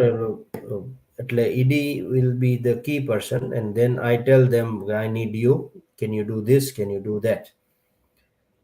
Resuscitation, thoracotomy, એટલે કે ચેસ્ટને ઓપન કરી દેવાની આખી, કે they open from the left side. Chest આપણે ગાડીનું બોનેટ કેમ ખોલે એવી રીતે અહીંથી ઉપર કરીને ચેસ્ટ ખોલે અને એઓર્ટાને ક્રોસ ક્લેમ્પ કરી દે. એટલે they prevent ongoing blood loss. Take him to theater, find out what's the problem, fix it all up. Nice. Trauma management, there are key principles which is called હાલો હવે બહુ ઉતાવળ હોય તો મોકલ, ને તો 1 મિનિટ ખબર. permissive Yeah, yeah. hypotension, પછી damage control surgery અને મિનિમાઇઝેશન ઓફ ક્રિસ્ટલોઇડ ફ્લુઇડ. એટલે these are the three cornerstone in trauma management. એટલે અમારે Awesome. મેસિવ ટ્રાન્સફ્યુઝન પ્રોટોકોલ્સ ને એ આમાં નથી અટેચ કેમ નથી થયા? બિગ સરપ્રાઈઝ કે બે સ્લાઇડ્સ આવી નથી. નો વરીઝ, આપણે બહુ જ બધું કવર થઈ ગયું છે આજે તો. બટ પણ સાંભળ કૃણાલ, હમણાં મોકલજે. I want to develop this thing. See, we have got trauma ward, we have got, but X-ray machine is upstairs. You see, then CT scan and X-ray machine are together, like that. So, but our trauma ward is at the ground floor. So Okay. once we settle the patient, we go for the X-rays. It's like that. અચ્છા, CT scan, X-ray. આ જે room છે ને, અહીંયા આ window દેખાય છે ને, આ જે પાછળ, અહીંયા એક સાઈડમાં આ નહીં પણ આ આવી રીતનું એક ડોર હોય છે in the front. Once you are done with the patient, અહીંયાથી એક ડોર છે એ સ્લાઇડ થાય આવી રીતે, અને ત્યાં સીટી સ્કેન હોય. એટલે અને people are wearing lead all the time. So x-ray બેક્સરે એટલે રેડિયોલોજીકલી કઈ વાંધો નહીં. ને સીટી સ્કેનમાં એ ઉભા રહીએ, બેક પંપ કરવાની હોય, બ્લડ દેવાનું હોય, વોટ એવર, તો resuscitation continues in the CT. So trauma team, હમણાં હું મારો એક રિસન્ટ કેસ હતો. that patient stabbed himself with a knife. બરાબર, epigastric stabbing હતું. Modha sir, you also got a patient stab, right? Few days back. Yes.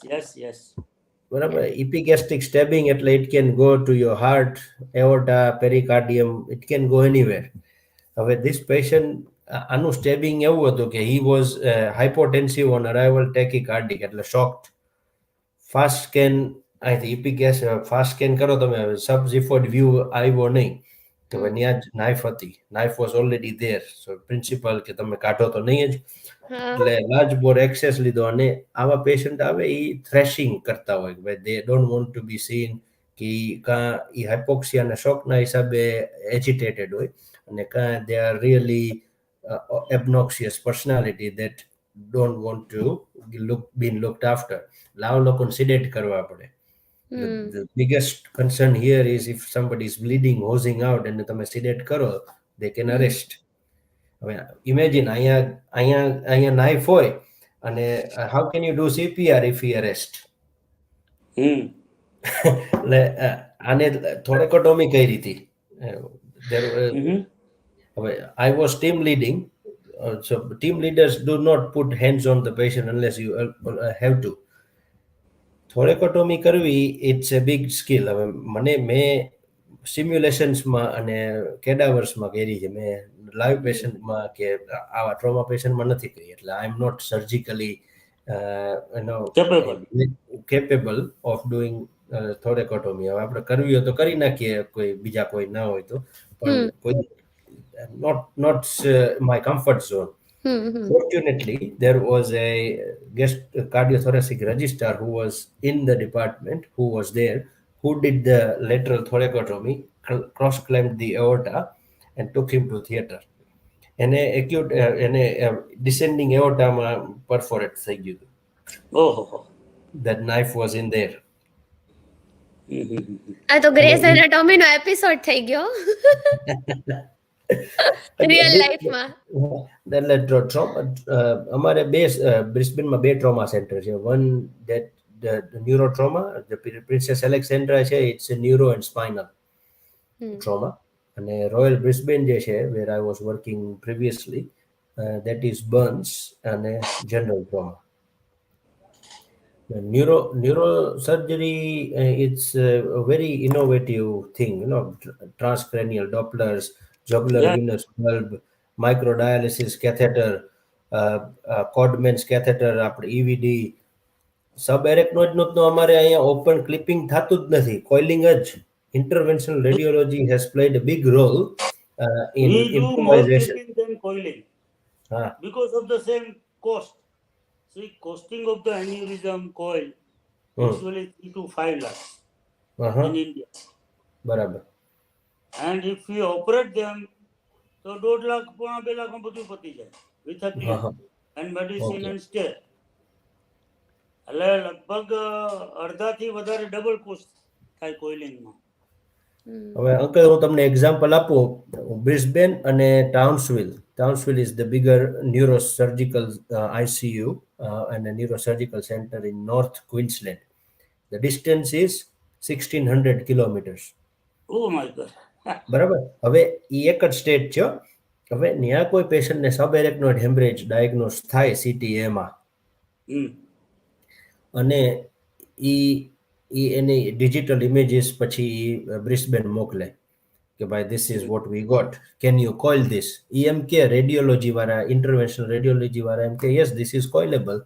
તો એ પેશન્ટને તાત્કાલિક હેલિકોપ્ટર કે એરપ્લેનમાં બ્રિસ્બેન ટાઉન્સવિલથી ટ્રાન્સફર કરે. There is an air ambulance. Air ambulance has two things: rotary wing, which is helicopter, and a fixed wing, which is a plane. Plane. Helicopter છે તો that can A go up optional to plane થઈ શકે. 400 kilometers ની limit હોય, પછી એને રિફ્યુલ કરવા ઊભું પડે અને ફ્લાઇટ ટાઈમ થોડોક વધારે હોય કારણ કે it is not as fast as airplane. Airplane ને એરપોર્ટમાં જ ઉતરવું પડે, ત્યાંથી પાછો એમ્બ્યુલન્સમાં લઈ આવવો પડે, એટલે there is એટલે a બધું ઈઝી થઈ disadvantage. જાય. એટલે they decide there is a separate degree or fellowship that you can do to do that. So that is called retrievalist or retrieval medicine, which is my next plan. Very Oh, good. you want to do that? કર કર. Prerequisite શું છે uncle? Prerequisite is કે you have to have a degree in ED, which is emergency FASM જોઈએ, કા ICU જોઈએ, કા anesthetics જોઈએ. And you have to be able to do ultrasound and few surgical skills like thoracotomy. Yeah. અને one core skill which I lack is swimming. Swimming also. Do you want swimming? Helicopter પડી ગયું પણ પાણીમાં ગયા તો શું કરો તમે? Oh. પાંચ લોકો મરી ગયા છે up till now. Air ambulance ચાલુ થઈ હતી 1980s માં. There have been 5 or 7 crashes. There are 7 or 8 deaths in that unfortunate events. હવે એમાં કોઈ ડૂબવાથી નથી થયો પણ એ લોકો આપણે હોપફુલ રહેવાનું હોય કે આપણે પાણીમાં પડીએ તો ઓછું લાગે, પણ તરતા તો આવડવું જોઈએ. મને પપ્પા ના પાડે છે, મારી વાઈફ ના પાડે છે કે ઈ કાંઈ નથી કરવું, આપણે અહીંયા છે ને આમાં તમને હું વાત કરું. My question to you is, are you not getting enough rush or adrenaline in this particular trauma plus emergency? You know, it's a big thing. Like, તમારે રોજ જવું જોઈએ, right? I tell you a secret. Retrieval medicine no job શું છે કે you go at the field, you do the resuscitation, you package the patient and give it to a hospital. Your job's done. ઈ ભલે જે કરવું હોય કરે. હવે ના ફેમિલી ડિસ્કશન આવે, ના કોઈને કહેવાનું આવે કે મારા પેશન્ટને એક્સેપ્ટ કરો, ના કોઈને બોલાવવાનું આવે કે ભાઈ હાલ ન્યુરોસર્જન તું આવ, હાલ ગેસ્ટ્રો તું આવ. એ કાંઈ માથાકૂટ જ નહીં. આ પેશન્ટ છે, હાલ્યું જે કરવું એ કરો, હું હાલ્યો, મારે બીજા કોઈને કરવાનું. It's a good thing, but it's a stressful life. It's stressful છે કારણ કે એમાં ફ્લાઇંગ આવર્સ હોય, એના કોલ્સ તો કઈ એવા ડે લાઇટ્સમાં આવે એવું જરૂરી નથી. You get called at 2 AM. See, Krunal bhai, it's not stressful for you, but it's stressful for the family members, I think. That's what it will be. For both. It is for both. કારણ કે તમે તો પહોંચી જાશો patient માટે, પણ પછી ઘરે અમારો જીવ ઊંચો નીચો થાય. આપણો જીવ ઊંચો નીચો થાય, ક્યારે આવશે પાછા, ક્યારે આવશે પાછા. હા, એમાં તો ફોન લાગે નહીં કે ક્યાં પહોંચ્યા. ઉપર ક્યાં ફોન લગાડો કે ભાઈ ક્યાં છો, અને સંભળાય નહીં. I think the thing is I have to learn to swim. મેં swimming. Oh, it's easy.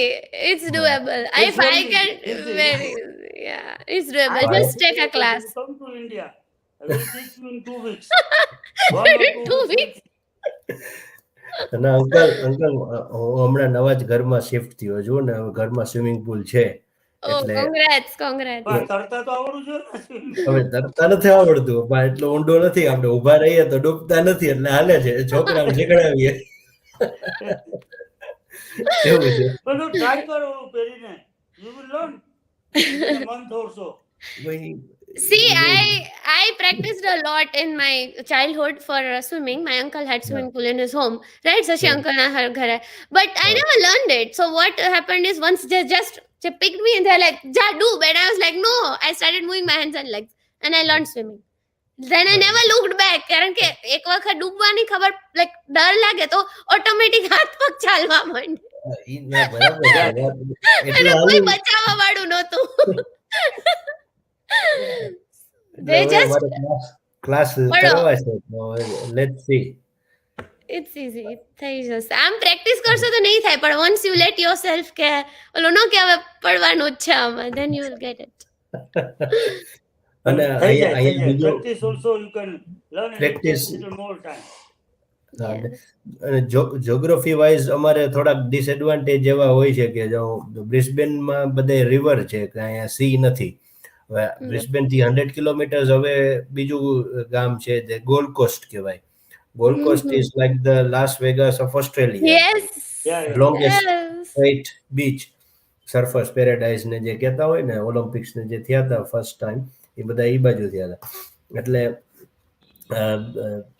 ત્યાં બીચ ને બધું હોય એવું તો વી કેન ગો ધેર. અત્યારે વિન્ટર છે ત્યારે ઇટ્સ 8 ડિગ્રીઝ આઉટસાઇડ. Oh, એટલે હવે વિન્ટરમાં તો ક્યાંય જવાય નહીં, હવે સમર આવશે ત્યારે પાછું ટ્રાય કરશું. Nice, yes. nice. Awesome. Thanks, Dr. Krunal. It was a great thank you, session. Kunal. You have done very well. Thank you And, thank you. મને ઓલા ટ્રોમા વોર્ડ નું મોકલજે. I am actually much હા. more interested. થોડુંક એક મારા number તાર પાછો આમાં લઈ લેજે આજ છે. હા. હું મોકલી દઈશ. Yeah, મોકલી દેજે. તમને હું અમારે જો અંકલ ટ્રોમા મેનેજમેન્ટ પ્રોટોકોલ, પછી મેસિવ ટ્રાન્સફ્યુઝન પ્રોટોકોલ, અમારા પાસે રોટેમ છે અને બ્લડ ગેસ મશીન્સ છે. એટલે પેશન્ટનું બ્લડ સેમ્પલ આવે તો ડાયરેક્ટ તમને ખ્યાલ આવી જાય એનું શું છે, હિમોગ્લોબિન, એનું ટેગ પેરામીટર શું છે. એટલે યુ કેન મશીન અમારી પાસે છે અહીંયા. બ્લડ ગેસ મશીન છે ને, હા. તો Yeah, yeah. લેક્ટેડ હિમોગ્લોબિન એ બધું તો તરત મળી જાય છે. Yeah, yeah, yeah. રોટમ મશીન જે છે ટ્રોમા એન્ડ કોએગ્યુલોપેથી કે મેડિકલ કોએગ્યુલોપેથી છે કે સર્જિકલ, તો એ રોટમ ઇઝ ક્વાઇટ યુઝફુલ. પછી other thing is very useful is video laryngoscopes, difficult airway ઈ છે ટ્રોલિંગ. અમારું ઇનોવેશન છે. હા હા doctor Mangal Dave. Anesthetics. Yes, made Indian made video laryngoscope. Stethoscope. Yeah, yeah. 5,000 રૂપિયામાં is selling. શું વાત છે? પેટન્ટ નું બસ પેન્ડિંગ છે, રાઈટ? હું ક્યારની પુશ કરું છું કે કરો. Yeah, yeah. Yeah. તો એને પેટન્ટ કરાવી દો, it would he would make millions. હા, US બાકી છે. યુએસ માં બાકી છે, રાઈટ? ના વોટ ઈ video laryngoscope it's handheld screen કે આગળ સ્ક્રીન યુએસબી ડ્રાઈવ માં તમે ફોન માં ભરાવી શકો. યા તું નાખી શક. બોલો. તારો અને મોબાઈલ આમ આડો રાખીને you can see. C in the હું ફોન. તને મોકલીશ ડિટેલ્સ એને. હા, Even I can send you. It's 5,000 રૂપિયા, $100. That's what I mean. He's just a great. એટલું સસ્તું અમે કર્યું બધે, so that people can use it. Yeah. And especially for the trauma patients, right? Emergency માં. Yeah, trauma. Okay, emergency, અહીંયા શું like- problem છે તને ખબર છે કોણ? આપણે તમાકુ. ખાખીયું ખાવાવાળા, માવો ખાવાવાળા, હા. એટલે મોઢું ખુલે જ નહીં. ખુલે જ નહીં. હા. વન ફિંગર તો બહુ જાય. પાપા અંકલ બીજું મને ખબર નથી ઇન્ડિયામાં, પણ અહીંયા બીજું અમારે ડિફિકલ્ટ એરવે શું કામ થઈ જાય કે most trauma patients are kept in C spine protection. Yeah, oh yeah, yeah. પેલું cover. Yes, C that is also spine right. Collar હોય Yes, એટલે તમે collar. નેકનું તો મૂવ કરવાના જ નથી. અને આ બધા અહીંના ટ્રોમા હોય નાના ના હોય. આ કાર રોલ ઓવર 120 કેસ 140 કેસ સ્પીડની ક્રેશ જ એવા જ હોય. એટલે તો મિકેનિઝમમાં તમારે સી સ્પાઇન કોલર પ્રિકોશન લેવાના અને એને ઇન્ટ્યુબેટ કરવાનો આવે એટલે એમાં એનો પ્રોટોકોલ છે, manual inline stabilisation of the C spine and then intubation, અને Yeah. that is always by default video laryngoscope. Yeah. એટલે અમારે સર્વાઇકલ સ્પાઇન ટ્રોમા હોય, we do use video laryngoscope, but this is a homemade video laryngoscope Yeah. by our anesthetist Dr. Mangal Dave. વાહ વાહ, Yeah. Very nice. હું એમની સાથે Mangal connect Dave. કરીશ. છે જે એનીવે આપણે શો એન્ડ કરીએ તો ડોક્ટર મોઢા મંડે કોણ આવવાનું છે કયો હવે? એ મંડે હોલિડે, મંડે Oh. આઠમ છે, Oh, અને yeah. Sunday, Monday બે દી holiday. Now Okay. we'll meet on Tuesday. Tuesday. Okay. So, તો happy Satam there Atham. Dr. Paresh Amethia will be there. He's the intensivist again. He'll be talking about his experience in COVID. હા, તો એ ઇન્ડિયામાં તો અમારા કરતા વધારે હશે ને એક્સપિરિયન્સ બધાને કોવિડના, કારણ કે અરે ભયંકર, અહીંયા તો તું વાત મૂકી દે યાર. આપણે શો એન્ડ કરીએ પછી વાત કરીએ, બરાબર? It's ઓકે 2 hours એટલે. તો thank you listeners, please watch us live again on Tuesday. And thank you Dr. Krunal, we had a lot of knowledge about Australian system. Thanks Yes, Dr. yes. Modha. Bye. Thank you. We will bring